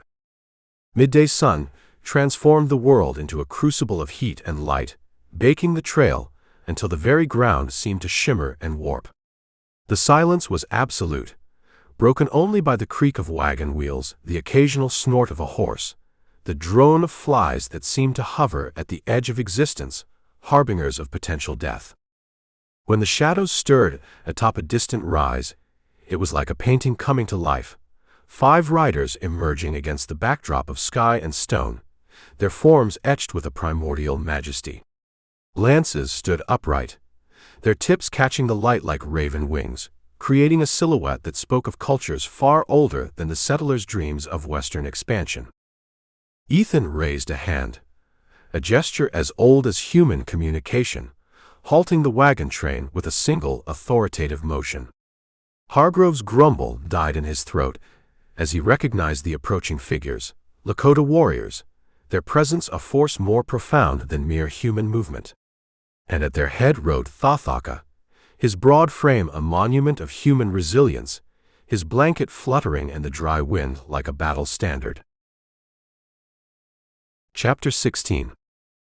The wagon train crept toward the canyon, under a sky gone gray with the heavy shroud of dusk, the horizon bleeding into a bruised purple as the last slivers of sunlight slipped behind jagged peaks.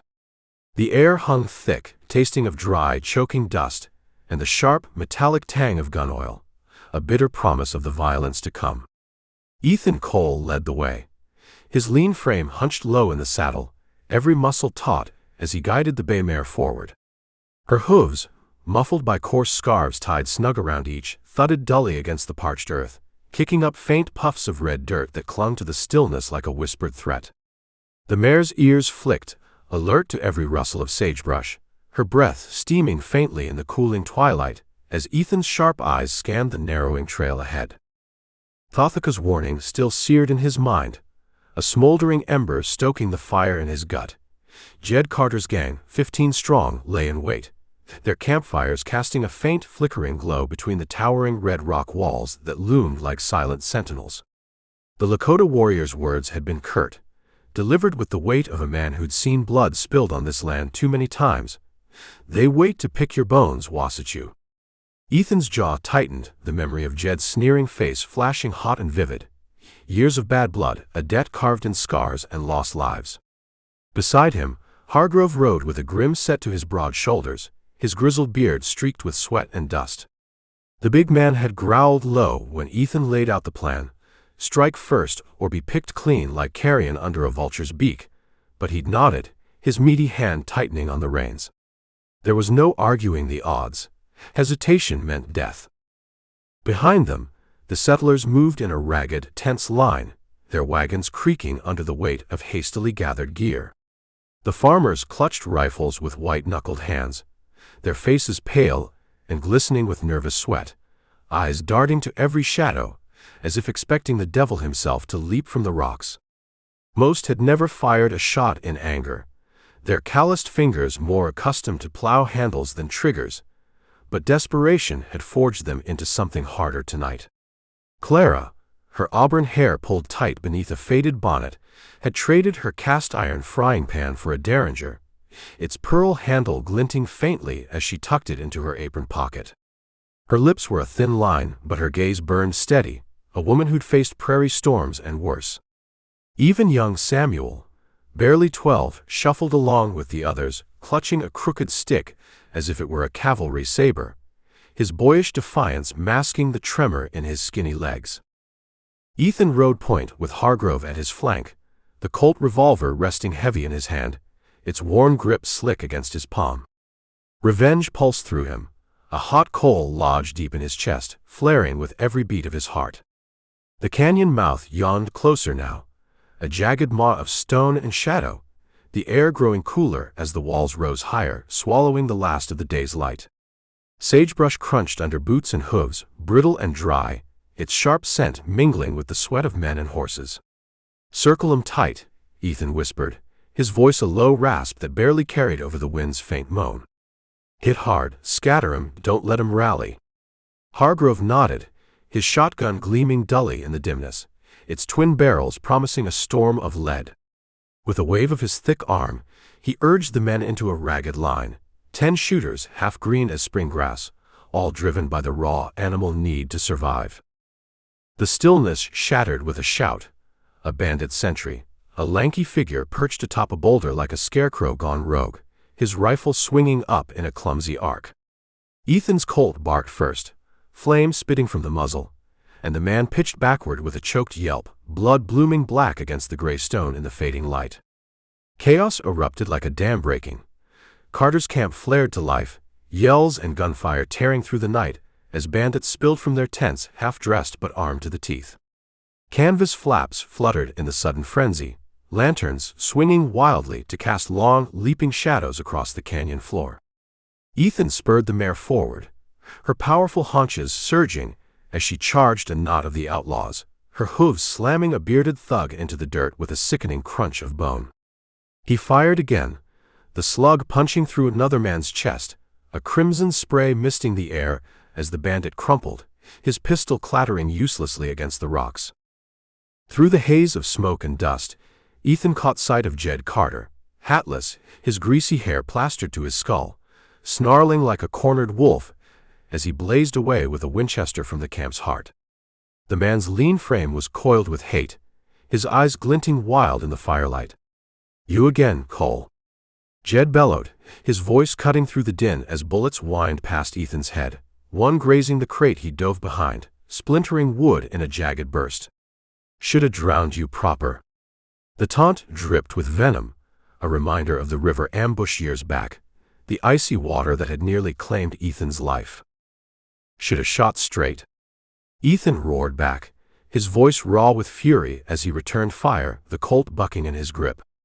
Hargrove's shotgun boomed nearby, a thunderclap that shredded two bandits into a bloody heap, their screams swallowed by the roar of battle.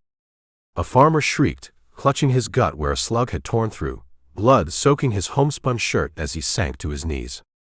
Clarice Derringer cracked sharp and sudden, dropping a wiry kid who'd lunged at her wagon with a knife, his body twitching once before going still. Her face glowed fierce in the firelight, a lioness guarding her cubs, her hands steady as she reloaded with practiced calm. Then came the thunder of hooves from the canyon's rim. Thothaka and 4 Lakota warriors, their lances lowered like spears of judgment, war cries slicing through the clamor like shards of glass. They hit the bandits' flank with the force of a stampede, a lance skewering a man through the throat, blood arcing in a glistening spray, as Thothaka's pony trampled another into the dirt, hooves churning the ground to mud. Ethan grinned, a savage slash of teeth, and surged up to meet Jed head-on, slamming the Colt's barrel into his jaw with a crack that echoed off the rocks. Jed reeled, spitting blood and broken teeth, but swung the Winchester's butt in a wild arc. Ethan ducked low, tackling him into the dirt, fists pounding flesh until Jed's nose crumpled with a wet, satisfying crunch. "Finish it, Wasachu," Thothaka yelled, wheeling past on his paint pony, his knife flashing red with fresh blood. Ethan pinned Jed beneath him, the Colt's muzzle pressed hard to his temple, the bandit's eyes blazing with impotent rage. "You're done," Ethan growled, his voice a low snarl, but a settler's cry, shot falling, stayed his trigger finger. Jed twisted free in the split-second lapse, bolting for a horse, as the last of his gang broke, fleeing into the dark like rats from a burning barn. Thothaka's men harried them, arrows singing through the night, but Ethan let Jed run, his breath ragged, the camp a smoldering ruin of bodies and smoke. Hargrove limped up, blood streaking his sleeve from a shallow graze, his face carved with exhaustion. "Lost too," he rasped, voice rough as gravel. "But we held." Clara found Ethan next, her hand resting light but firm on his arm, grounding him as the adrenaline ebbed. "You're still here," she said, her voice soft but sure, a quiet strength in the words. "Ain't quittin'," he replied, holstering the Colt with a faint tremble in his fingers. Thothaka rode close, his dark eyes meeting Ethan's for a moment, a single nod of respect passing between them, before he vanished with his warriors into the night, shadows swallowing them whole.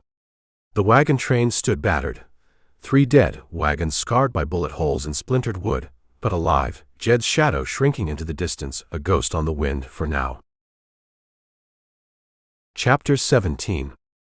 The canyon smoldered in the grim aftermath, dawn breaking gray and reluctant over the beleaguered wagon train, its pale light filtering through a veil of lingering gunsmoke that clung to the air like a shroud. The acrid tang of powder mingled with the coppery stench of blood, a sour perfume that coated the back of Ethan Cole's throat as he knelt beside a busted wagon wheel. His hands, rough and calloused, worked deftly to bandage a settler's arm, a shallow gash torn by a bandit's blade, though Clara's quick Derringer shot had spared the man a worse fate. The wounded settler groaned low, a pained rumble from deep in his chest, his sweat-streaked face twisted in a grimace that said gratitude would come slow, if at all. Ethan tied off the strip of torn calico, his knuckles bruised and throbbing from the night's brawl, the ache a dull echo of the violence now settling into memory. Around him, the canyon bore the scars of the fight, Jed Carter's gang scattered to the winds, their camp reduced to trampled tents and smoldering embers that hissed faintly under the morning dew. 3 settlers lay beneath hasty cairns of red stone, their shallow graves marked only by the crunch of boots and the murmured prayers of the living. Thothaka's hoof prints trailed north, Fading into the sage-dotted expanse, the Lakota warriors aid a fleeting storm that had saved them, and left Ethan with a debt he couldn't yet tally, its weight pressing against his ribs like a cold stone. The wagon train licked its wounds in a muted clamor. Hargrove's gravelly voice barked orders at the oxen, their bellows rising over the creak of warped wood, while Clara knelt beside young Samuel, her soft words soothing the boy's shivers as he clutched his stick like a talisman against the night's terrors. Ethan's sharp gray eyes, though, stayed fixed on the ridge above, its silhouette stark and empty, yet heavy with an unseen menace that prickled the hairs on his neck. Virgil Kane hadn't shown, and that gnawed at him deeper than the ache in his fists, a quiet dread coiling in his gut. He stood, wiping bloodied hands on his weathered buckskin, the leather stained dark with the night's toll, when a rope snapped tight around his chest like a rattler's strike. It yanked him backward off his feet, the air slamming from his lungs as he hit the dirt hard, a cloud of dust exploding around him. His Colt skittered from his grasp, spinning across the rocky ground with a metallic clatter as boots crunched closer, slow, deliberate, spurs jingling like the chime of a death knell. Virgil Kane loomed over him, a shadow against the gray dawn, his long duster flapping in the faint breeze, the Winchester in his hands leveled with a hangman's calm. His face, scarred and weathered as old saddle leather, bore no trace of haste or heat, just a cold, steady purpose. "Mornin', Cole," he drawled, his voice smooth as polished steel edged with ice. "Fine scrap you had last night. Made my job easier, cleanin' up the mess." Ethan thrashed against the lasso, cords biting into his ribs, but Kane's boot pinned his wrist to the dirt with a casual weight that brooked no argument. "Bastard," Ethan snarled, spitting a gritty mix of dust and defiance. "Waitin' like a damn buzzard, pickin' at bones." His breath came ragged, chest heaving under the rope's chokehold, but his eyes blazed, locked on Kane's unblinking stare. "Pays to wait," Kane replied, his tone flat as the plains, holstering the rifle with a practiced flick to draw a pair of rust-flecked irons from his belt. "Silas Granger's offer stands, $100 dead or alive.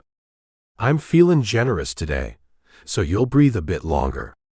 The bounty hunter's mustache quirked faintly, a ghost of a smirk that didn't reach his eyes. A shout pierced the air. Clara, charging from the wagon with her derringer raised, her bonnet askew and auburn strands whipping wild in her fury. But Kane moved like a whipcrack, swinging the Winchester one-handed, its barrel smashing against her wrist with a sickening snap. She gasped, the little gun dropping to the dirt as she staggered, pain flashing across her face. Samuel wailed, a high, keening sound, as Hargrove lumbered forward, his bulk heaving with rage, shotgun raised in trembling hands. "Back off, mister," he bellowed, voice booming off the canyon walls. "He's ours." Kane didn't flinch, his free hand snapping the irons onto Ethan's wrists with a cold clank, the metal biting into skin already raw from the fight. "He's mine now," Kane said, his words clipped and final. "Legal bounty, signed by Sheriff Granger himself. You want him, bid higher or take it up with the law." His gaze swept the settlers, who murmured among themselves, their eyes wide with fear, not fight, their resolve crumbling under the weight of Kane's authority. With a grunt, Kane hauled Ethan to his feet, the rope still taut as a hangman's noose, and shoved him toward a black gelding tethered nearby, its coat gleaming like wet coal in the dawn light. "Move, Cole." "Red Creek's callin'." Ethan stumbled, blood pounding hot in his veins, catching Clara's gaze as he passed. Pain and fury burned in her green eyes, but no tears fell, her jaw set hard as iron. "Don't come after me," he rasped, his voice rough with dust and desperation. "Keep west." She shook her head, cradling her bruised wrist, a silent vow in her stare, but Kane cut in, sharp as a blade. "Ain't your choice, soldier." "Nor hers." He unbound the rope with a flick of his wrist, swapping it for a lead tied to the saddle horn, and swung into the saddle with the ease of a man born to it. A quick spur, and the gelding lurched east, Ethan staggering to keep pace, the irons chafing his wrists raw with every jolting step. The wagon train receded behind them, Hargrove's curses fading into the wind as the canyon shrank, its red walls swallowed by the rolling scrubland. They rode a mile, the sun climbing higher, its weak rays glinting off the dust that swirled in their wake, when Cain reined up abruptly, squinting down at Ethan from beneath the brim of his weathered hat. "You got grit, I'll give you that," he said, his voice low, almost musing. "Killed Billy Granger, fought Carter's dogs like a cornered wolf. Silas'll hang you slow for it, savor every twitch." A faint twitch tugged at his mustache, a flicker of something, respect maybe, or recognition, in his flinty eyes. "Silas can choke on it," Ethan spat, his breath ragged, chest heaving as he glared up at the bounty hunter. "You're just his cur, Cain, sniffing for scraps." Cain's gaze held steady, unperturbed, that flicker lingering a moment longer before he nudged the gelding forward. "Maybe. But I don't lose quarry, Cole. Reckon you do the same in my boots." He kicked the horse on, the lead jerking Ethan into motion once more. Red Creek, a distant threat, swelling closer with every step, its shadow stretching long and dark across the unforgiving plains. Chapter 18. Ethan Cole stumbled eastward behind Virgil Cain's black gelding, the iron cuffs gouging cruelly into his wrists, each step a fresh torment, as the coarse rope lead jerked him through the tangled sage and jagged rock like a steer bound for the slaughterhouse. Dust coated his throat, thick and choking, a gritty paste that rasped with every shallow breath, while the sun hung overhead like a dull, relentless hammer, beating sweat into the crusted blood that stained his buckskin in dark, irregular blooms. Cain rode ahead, silent as a specter, the Winchester resting easy across his lap, its barrel glinting faintly in the harsh light. His duster flapped behind him like a tattered shroud, the edges frayed and snapping in the dry wind that scoured the plains.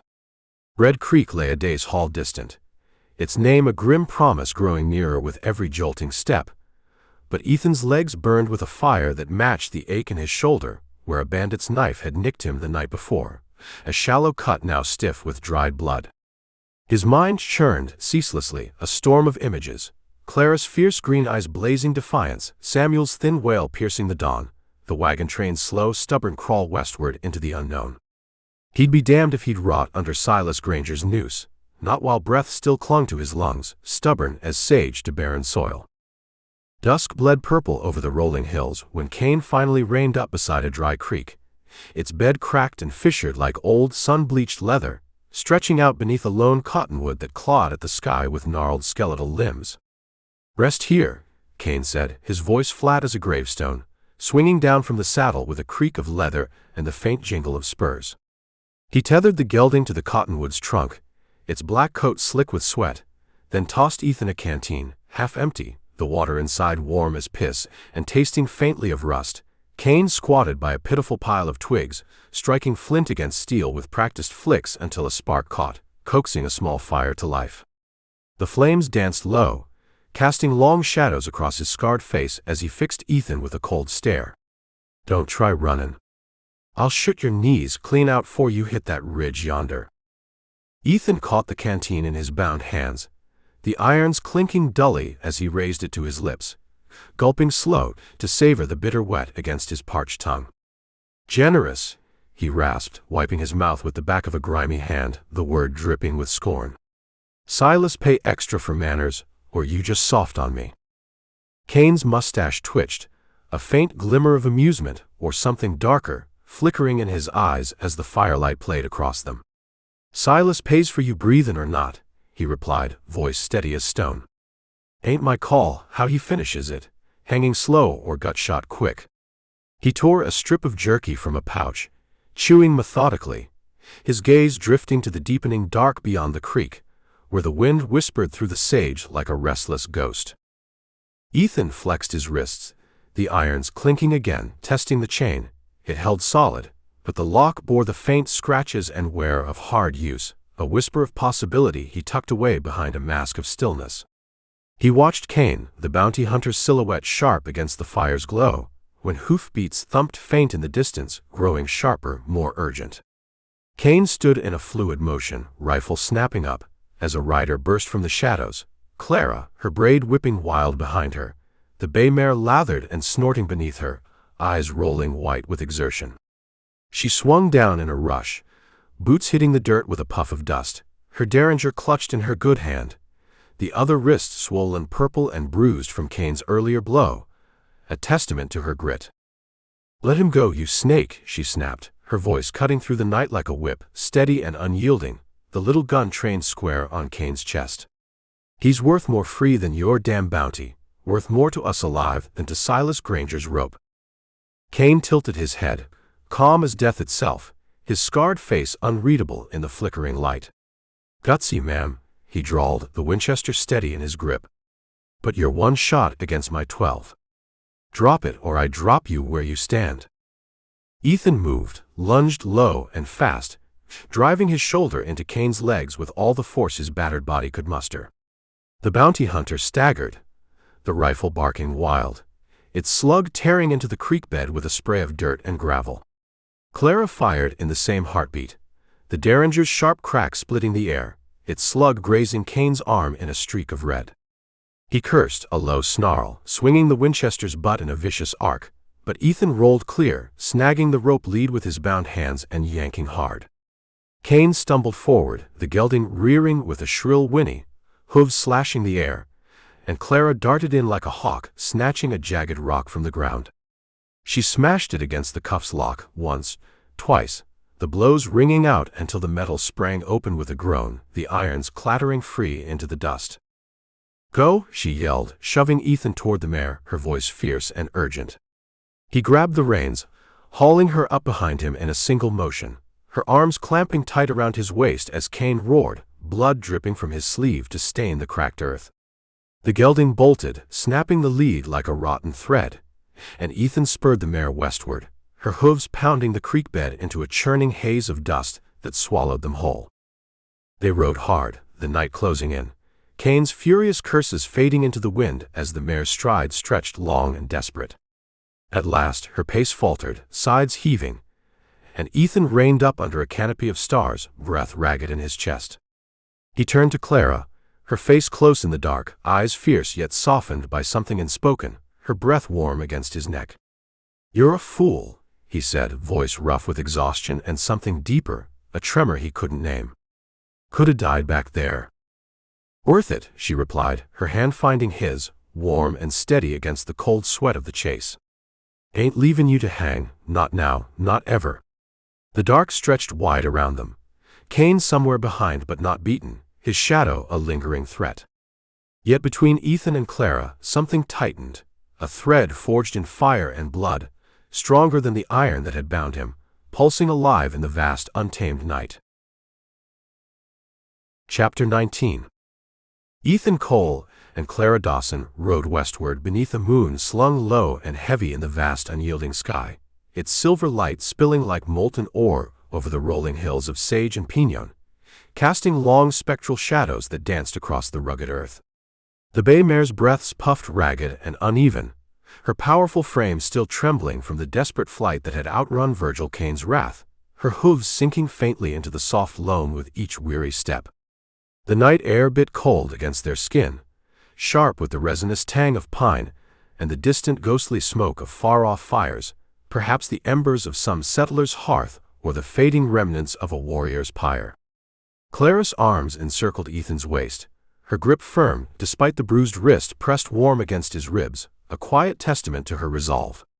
The pull of Red Creek, with its promise of Silas Granger's noose, faded into the shadowed distance, yet Cain's presence lingered, an unrelenting hunter, bloodied but unbroken, his pursuit a dark thread woven into the fabric of their fate. The wagon train, with its creaking wheels and dust-choked dreams, felt a world away, lost to the encompassing dark, and Ethan's wrists stung where the irons had chafed, the raw flesh a constant reminder of captivity escaped. His mind churned ceaselessly, Clarice Derringer cracking sharp in the dusk, the fierce weight of her risking all to tear him from Cain's grasp, a debt he could scarce fathom. "Do you hear that?" Clara murmured, her voice a soft whisper against his ear, stirring the silence. A drum thudded low and resonant, steady as a heartbeat pulsing through the earth, rising from a hollow just ahead where the land dipped into shadow. Ethan reined the mare to a slow, cautious walk, her ears twitching as he peered through the gloom. Campfires flickered like scattered stars through a sparse stand of cottonwoods, their gnarled branches clawing at the night sky. Tents of weathered hide and sturdy pole stood in a loose circle, ponies tethered nearby, their silhouettes shifting as figures moved silent and purposeful in the glow. Lakota, their presence as ancient and enduring as the land itself. Ethan nudged the mare forward, every sense sharpened, until a broad silhouette stepped into their path. Thawthaka, his long braid glinting faintly in the moonlight, a buffalo robe draped over his shoulders like a mantle of the plains, his eyes black and piercing as obsidian beneath a stern brow. "You bring trouble again, Wasatchu," he said, his voice grinding like stone against stone, deep and unyielding, his hand resting lightly on the hilt of a knife sheathed at his hip, its bone handle worn smooth by use. "The man with the long gun hunts you still." "Virgil Kane," Ethan replied, sliding off the mare with a wince, his boots sinking into the cool earth as he reached to help Clara down, her slight weight steadying against him. "Caught me after the canyon fight. She broke me loose, now we're running from his shadow." Thawthaka's gaze flicked to Clara, taking in her disheveled braid and the fierce set of her jaw, then returned to Ethan, a grunt rumbling deep in his chest like the echo of distant thunder. "Brave woman. Foolish, maybe. Come, rest here. The white hunter does not cross our ground easy, not without blood to mark his path." They followed him into the camp, the drum pulsing louder now, its rhythm weaving through the air alongside a chant, low, mournful, a song for warriors lost to the wind, their spirits hovering in the smoke that curled upward to the stars. Women stirred pots over crackling fires, the rich tang of boiled meat and crushed sage thick in the air, a savory balm against the night's chill, while children peered wide-eyed from tent flaps, their faces painted with curiosity and the faint glow of firelight. Thawthaka led them to a lodge at the camp's heart, its hide walls taut and adorned with vivid strokes of ochre and black, buffalo charging across a field of stars, and waved them inside with a curt gesture. A fire crackled within, its warmth seeping into their bones, driving out the cold that had settled deep during the ride, and he tossed Ethan a blanket, its weave coarse but welcome, nodding Clara to a pile of furs stacked soft and inviting against the wall. "Why help us?" Ethan asked, settling cross-legged on the packed earth, the blanket draped over his shoulders as the fire's glow played across his weathered face. "Carter's your enemy, not mine." Thawthaka squatted opposite, his broad frame sinking low as he poked the coals with a stick, sending sparks spiraling upward like fleeting spirits. "Carter kills my kin," he said, his voice steady as the drum outside. "You fight him, spill his dog's blood on the canyon floor. That binds us, Wasatchu, whether you see the thread or not." Clara unwrapped her shawl, wincing as the motion tugged at her swollen wrist, the purpled bruise stark against her pale skin. "Obliged," she said, her tone soft but firm, carrying the quiet strength of a woman tempered by hardship. "Ain't many who take in strays like us, not with troubled dog in our heels." "You are not stray," Thawthaka replied, his dark eyes fixed on her, seeing beyond the weariness to the fire beneath. "You carry strength, like the mare who runs when the wolf snaps at her flanks." He handed her a small pouch, its leather worn and stained, filled with pungent herbs that stung the nose, and she nodded her thanks, pressing it gently to the bruise with a faint sigh of relief. Ethan watched the fire, its shadows leaping and dancing on the lodge walls, the drum outside a steady pulse that seemed to echo in his chest. "Kane'll come," he said, his voice low, weighted with certainty. "Silas won't quit till I'm swingin'." "Then you fight," Thawthaka answered, simple as the stone beneath them, unyielding as the hills. "Or you heal here, gather your spirit, and choose your path when the sun rises." He rose, his buffalo robe rustling, and stepped out, leaving them to the lodge's quiet, the camp's life humming beyond the hide walls like a living heartbeat. Clara shifted closer, her shoulder brushing Ethan's, a faint warmth blooming where their bodies met. "We're safe for now," she whispered, her breath a soft thread in the stillness. He nodded, feeling her presence steady him, the ghosts of the past easing in the lodge's golden glow. A fleeting moment to breathe, to mend, before the storm rolled back with its inevitable fury. Chapter 20. The dawn broke cold and gray over the Lakota camp, a spectral shroud of mist curling sinuous through the cottonwoods, its tendrils weaving among the gnarled trunks like the breath of ancient spirits reluctant to depart the living earth. The air hung heavy, saturated with the pungent bite of sage, and the earthy musk of hides stretched taut over lodge poles, a primal scent that spoke of life enduring amid the wild. Ethan Cole stood at the lodge's edge, his buckskin jacket stiff with the crusted blood of battles past, its dark stains a map of his trials etched in violence. His gray eyes, keen as a hawk's, traced the ridge where the sun bled a pale, reluctant gold into the vast, unyielding dome of the sky, its light struggling to pierce the gloom that clung to the hollow below. The camp stirred with a slow, deliberate rhythm. Ponies nickered softly, their breath steaming in delicate plumes against the chill, while women knelt by hearths, fanning fires to life with deft hands, the crackle of brittle twigs blending with the low, mournful chant of a morning song that wove through the air like a thread of sorrow. Clara Dawson sat within the lodge's shelter, her shawl drawn tight around her slender shoulders, the bruised wrist wrapped in Thothaka's pungent herbs, a dull ache beneath her calm exterior. The pain had ebbed, but her gaze remained sharp, fixed on Ethan with a quiet intensity, reading the tension in his stance. Virgil Kane's shadow loomed ever closer, hoofbeats thumped faint beyond the ridge, a harbinger of the bounty hunter's relentless pursuit, and Red Creek's noose hung over them like a grim specter, its threat palpable in the stillness. Thothaka emerged from the mist like a figure carved from the land itself, his buffalo robe dark and glistening with dew, its weight settling over his broad shoulders as he moved through the camp with the steady grace of a river parting stone.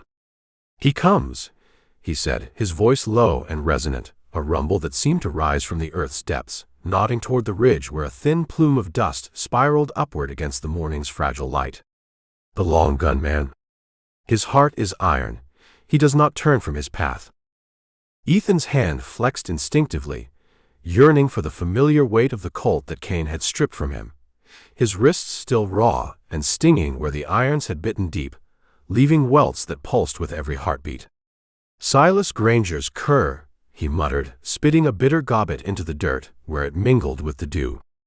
"Wants me strung up for killin' Billy, won't rest till he sees me swingin' slow." Clara rose to her feet, the derringer glinting like a shard of moonlight as she tucked it into her waistband, her auburn hair catching the sun's first rays in a fleeting blaze of flame against the gray dawn. "Then we fight," she declared, her voice firm as the unyielding earth beneath her worn boots, carrying the resolve of a woman forged in the crucible of the frontier. "Ain't lettin' him drag you back, not after all this blood and dust we've crossed." Thothaka grunted, a sound deep and primal, his black eyes glinting with a fierce spark that belied his stoic demeanor. "You have spilled blood with us, Wasatchu," he said, his words heavy with meaning. "Carter's dogs lie dead by your hand, their bones bleaching in the canyon's red dust. We stand with you now, bound by that crimson thread." He waved a sharp, commanding gesture, and 4 Lakota warriors melted from the camp's shadowed edges, lances gleaming with honed tips, their faces streaked with war paint in bold slashes of red and black, ponies stamping eager beneath them, nostrils flaring as they sensed the coming storm. The hoofbeats swelled louder, a steady thunder rolling down the ridge like the beat of a war drum.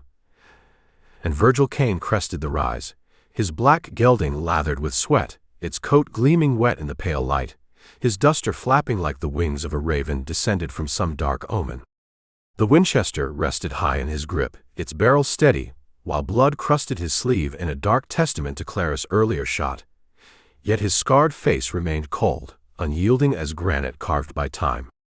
"Cole," he bellowed, his voice slashing through the mist like a blade, raw with purpose. "No more runnin'. Silas gets his due today, dead or breathin'." Ethan stepped forward into the open, Clara at his side, her hand steady on the derringer, her presence a quiet fire beside his own. Thothaka's warriors fanned out in a crescent, lances lowered like the teeth of a trap, their painted faces a wall of defiance against Kane's lone, reckless charge. "You're outnumbered, Kane," Ethan called, his voice rough but sure, cutting through the tension like a whip crack. "Turn back or die here in this hollow, far from Silas's gold." Kane reined up short, squinting through the swirling dust, his mustache twitching faintly as he weighed the odds, a flicker of calculation in his flinty eyes. "Grit don't change bounty, Cole," he drawled, voice cold as the wind off the high peaks. "Nor numbers." With a sudden spur, he urged the gelding forward, the Winchester barking sharp and loud, and a warrior fell with a choked cry, his lance clattering useless as blood sprayed the earth in a scarlet arc, staining the sage crimson. Chaos erupted like a storm breaking. Lances flew swift and true, their tips singing through the air. Ponies screamed in a wild chorus of fury, and Clarice Derringer cracked with a sharp retort, its slug tearing Kane's hat clean off, sending it spinning into the dust. Ethan dove for the fallen warrior's knife, its bone handle slick with blood as he rolled clear, Kane's next shot chewing the dirt where he'd stood, spitting gravel into the air. Thawthaka charged with a roar, his pony slamming into Kane's gelding with bone-jarring force, and the hunter tumbled from the saddle, the Winchester spinning free to land in a clump of sage. Ethan lunged, the knife flashing in a silver arc. Kane parried with a pistol drawn from his belt, steel clashing against steel in a grating screech, their breaths mingling in harsh gasps, until Ethan drove the blade deep into Kane's shoulder, pinning him to the ground with a wet thud. "Enough!" Ethan growled, twisting the knife as Kane gasped, blood bubbling from the wound, his fight fading fast like a flame starved of air. Thawthaka loomed over them, lance poised for the killing stroke, its tip gleaming red in the dawn's light, but Ethan waved him off with a sharp shake of his head. "He's done," he said, voice hoarse with exertion. "Let him crawl back to Silas. Let him carry the tale of his own defeat." Clara gripped Ethan's arm, her breath heaving in ragged bursts, her eyes fierce with relief as she steadied herself against him, her touch a lifeline in the aftermath. "It's over," she whispered, the words a soft balm against the morning's violence. Thawthaka nodded once, a curt gesture of finality, then turned his warriors back toward the camp, their ponies' hooves drumming a retreat into the mist, leaving Kane broken and bleeding in the dust, a shadow diminished. Ethan and Clara mounted the bay mare, her sides still heaving from the night's flight, the westward call of the wagon train pulling anew like a lodestone in their blood. "We ride free," he said, her warmth steady and sure behind him, a quiet strength that anchored him as they turned from the ridge. The past's chains lay shattered under that cold dawn sky, the promise of the untamed horizon stretching wide before them, boundless and unbroken. Chapter 21. Ethan Cole and Virgil Kane rode east toward Red Creek, the sun a dull smear sinking behind hills of sage and shale, the bay mare and black gelding kicking dust in a truce born of blood. Thawthaka had watched him go from the Lakota camp, his nod a silent bond, Clara's fierce eyes a tether Ethan felt in his bones. 2 days they'd tracked back, Kane's shoulder bandaged rough, his legs stiff but his jaw set, hunting Silas Granger now, not Ethan, a shift that sat uneasy but true. The town loomed ahead, its clapboard sprawl a scar on the flats, lanterns flickering like a beast rousing from sleep. "Silas'll be in the saloon," Kane said, voice low, reins loose in his scarred hand. "Runs it like a king's hall, Sheriff Tufts all his." "Eli's weak," Ethan replied, colt heavy at his hip. "Silas is the spine. Break him, the rest crumble." Kane grunted, spitting into the wind. "Reckon so. You trust that Injun to show?" "Thawthaka." Ethan nodded, scanning the dusk. "He'll come. Carter's blood ties us, Silas'll feel that too." They reined up at the town's edge, tying the horses to a sagging hitch near the livery, the street quiet but tense, drunks staggering, a woman's laugh cutting sharp from an alley. Hoofbeats thumped soft behind. Thawthaka alone, his pony's breath fogging, a rifle slung across his back, blanket dark with road dust. "Wasatchu," he greeted, eyes on Ethan. "This place stinks of death." "Always has," Ethan said, stepping forward. "Silas Granger's the rot. We cut it out, tonight." Thawthaka dismounted, steady as stone. "For my nephews," he said, tapping the rifle. "And your fight." Kane tipped his hat, faint respect in his stare. "Three's a posse. Saloon's yonder, let's move." They strode through Red Creek's muck, boots thudding on warped planks, the saloon's glow spilling yellow onto the street, Piano jangling, voices slurring, Silas's empire in full swagger. Ethan pushed the batwings wide, Kane and Thawthaka flanking him, the room hushing as eyes turned, miners, drovers, toughs with knives half drawn. Silas Granger loomed at the bar, a bear of a man, cigar stub clenched in his teeth, his gut straining a velvet vest. Sheriff Eli lingered near, badge glinting, hand twitching toward his pistol. "Well, damn me," Silas rumbled, voice thick with whiskey. "Cole, alive and with my bounty man turned traitor." "What's this, Kane?" "New deal," Kane drawled, Winchester loose but ready. "Your reign's done, Granger. Step down or fall." Silas laughed, sharp and mean, slamming a fist on the bar. "Eli, arrest these fools." "And the redskin, got him for sport." Eli drew, but Thawthaka moved faster, rifle up, a shot cracking through the sheriff's shoulder, spinning him into a table with a howl. The saloon erupted, toughs lunged, knives flashing, and Ethan drew the Colt, firing quick, dropping one as Kane's Winchester barked, another crumpling. Silas roared, yanking a shotgun from under the bar, but Ethan charged, slamming into him, the gun blasting wild into the ceiling, plaster raining. "Time's up," Ethan snarled, pinning Silas, the room a chaos of shouts and blood, the town's heart cracking open under their fists. Chapter 22. The saloon shuddered under the weight of chaos, plaster dust choking the air, as Ethan Cole grappled Silas Granger across the bar, the big man's shotgun clattering to the floorboards. Glass shattered, whiskey soaking the planks, the piano's last note dying as a tough's boot crashed through its keys. Virgil Kane swung his Winchester like a club, cracking a miner's skull, while Thawthaka fired again, his rifle's bark dropping a knife man mid-lunge, blood pooling black in the lantern glow. Sheriff Eli groaned under a table, clutching his shot shoulder, his badge a dull glint in the mess. Silas roared, meaty fists slamming Ethan's jaw, but Ethan held, driving an elbow into the saloon boss's gut, doubling him over with a wheeze. "You're dead, Cole," Silas spat, spit and blood flecking his beard, clawing for a derringer in his vest. Ethan snatched his wrist, twisting till the gun spun free, then slammed Silas's face into the bar, wood splintered, teeth scattered like dice. The room spun wild, toughs rallied, a drover swung a chair, but the batwings burst open, townsfolk pouring in, blacksmith with a hammer, a barmaid with a broken bottle, faces hard with years of Silas's yoke. "Granger's done," the blacksmith bellowed, smashing a tough's arm, bone snapping wet. "Ain't talkin' his lash no more." The barmaid slashed, a red line blooming on a miner's cheek, and the tide turned, Red Creek's downtrodden rising, fists and fury against Silas's hired curs. Kane ducked a wild swing, grinning cold. "Town's got teeth, Cole," he shouted, blasting a thug off his feet, the Winchester's smoke curling thick. Thawthaka stood firm, rifle empty, switching to his knife, quick, brutal, a tough gurgling as the blade found his throat. Ethan hauled Silas up, the man's bulk sagging, eyes wild with rage and fear. "Call him off," Ethan growled, Colt pressed to Silas's temple. "Or I end it here." Silas laughed, ragged and mad.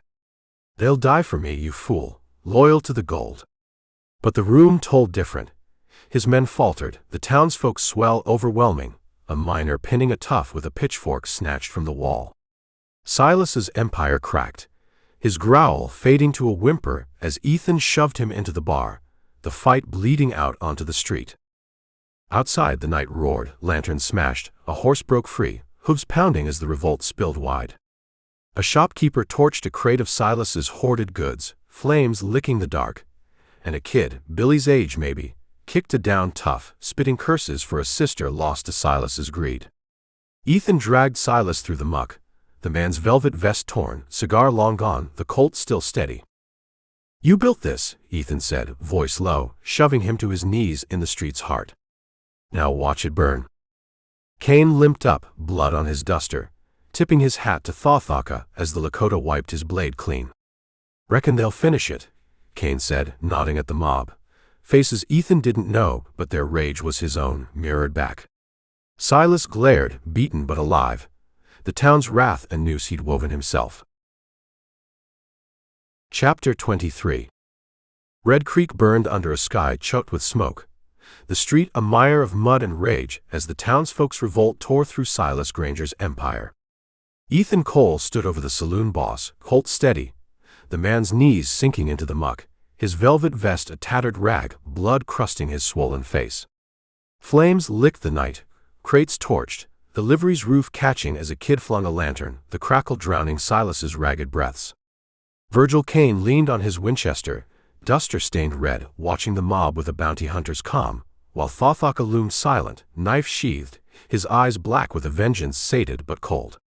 The fight had spilled wide, toughs dead or fled, Sheriff Eli crawling east whimpering, but it ended here with Silas. "You're finished," Ethan said, voice rough as gravel, the Colt's muzzle glinting in the firelight. "Town's awake, your dogs are gone." Silas coughed, spitting red, his laugh a wet gurgle. "Think you've won, Cole? Kill me and this dung heap's still mine, my gold, my name." "Ain't yours no more," Ethan shot back, stepping closer. "Billy's dead, Eli's broke, and these folks," he jerked his head at the mob, blacksmiths and barmaids wielding tools in hate, "they're talking it back." The blacksmith stomped up, hammer dripping blood, his bellow cutting the din. "Granger hanged my boy for stealing a loaf, starved us while he guzzled." A barmaid joined, bottle shard in hand, her hiss venomous. "Sold my sister to his curs, she's dust now." The crowd pressed, a wall of faces carved by years under Silas's boot, their shouts a roar for justice. Silas glared, defiant, clawing mud. "Peasants, cattle. I built this town." "Built it on graves," Ethan snarled, holstering the Colt slow, deliberate. He grabbed Silas by the collar, hauling him up, the man's bulk swaying. "Stand, you bastard. Face me proper." Silas sneered, lunging clumsy, a fist swinging wild. Ethan ducked, drawing the bowie from his boot, its blade nicked but keen. The crowd hushed, a ring forming, Kane and Thothoka stepping back. Silas charged again, a bull gone mad, but Ethan sidestepped, slashing once, deep across the gut. Blood gushed, dark and hot, Silas staggering, hands clutching the wound, a scream tearing free as he fell, splashing muck. Ethan loomed, knife dripping. "That's for Billy's crimes you covered," he said, voice low. Silas gasped, eyes dimming, but Ethan struck again, quick to the chest, silencing him. "And that's for me." The big man slumped, dead before he hit the dirt, his rein a corpse in the street. The crowd erupted, cheers, sobs, a hammer slamming the ground near Silas's skull, spitting final curses. Kane tipped his hat, a dry grunt escaping. "Clean kill, Cole." "Reckon I'm out a job." Thothoka nodded once, turning to his pony. "It is done, Wasatchu. Carter's debt, Granger's paid." He mounted, vanishing into the smoke. Ethan stood, breath heaving, the knife slipping from his hand as the town's fury spent itself around him. Silas gone, Red Creek cracked open, raw but free. Chapter 24. Dawn broke over Red Creek, a pale wash of gold bleeding through smoke that still curled from the saloon's charred husk. Ethan Cole stood in the street's heart, boots crusted with mud and Silas Granger's blood, the bowie sheathed, the Colt heavy at his hip. The town lay raw, shattered glass glinting in the muck, a horse trough splintered, the livery's embers spitting faint as the wind carried off the last of the night's chaos. Silas's corpse was gone, hauled away by the blacksmith, and a knot of grim-faced men, dumped in a shallow ditch beyond the flats, no marker, no mercy. The mob had thinned, exhaustion settling like dust, but a new pulse stirred, hope maybe, or just the absence of fear. Virgil Kane limped up, duster torn, his Winchester slung across his back. "Town's yours now, Cole," he said, voice dry as alkali. "Granger's gold's buried somewhere, reckon they'll dig for it 'fore noon." "Ain't mine," Ethan replied, scanning the street, kids peering from doorways, a barmaid sweeping glass with a broom missing half its bristles. "They earned it, breaking his chains." Kane grunted, spitting into the dirt. "Fair, no. I'm riding south. Bounty's dried up here. Watch your back, soldier. Heroes get targets painted quick." "Always do," Ethan said, nodding as Kane mounted the black gelding, spurs jingling soft as he trotted out, a shadow shrinking into the sage. The bounty hunter's truce held, but Ethan knew men like him, loyal to the hunt, not the cause. Footsteps scuffed behind, Clara Dawson, her braid loose, shawl dusted with ash, Samuel at her side clutching a charred stick. She'd ridden in at first light, the wagon train a day behind, Hargrove's curses echoing when she'd bolted to find him. "You're whole," she said, eyes tracing his bruises, voice steady but warm. "Heard the shooting from miles off, thought I'd lost you." "Takes more'n Silas to bury me," Ethan said, a half-smile tugging his lip. "Train safe?" "Hargrove's griping, but they're rollin'," she replied, stepping closer. "I couldn't wait, had to see." Samuel tugged her skirt, voice small. "Did you kill the bad man, Mr. Cole?" Ethan crouched, meeting the boy's wide eyes. "Yeah, son. He won't hurt nobody, no more." Samuel nodded, solemn, and darted off to poke at a smoldering plank. Clara's hand brushed Ethan's, lingering. "What now?" she asked soft. "West still callin'?" He straightened, gazing past the town's edge, hills rolling to the Sierras, a road unclaimed. "Maybe. But this place needs mendin'.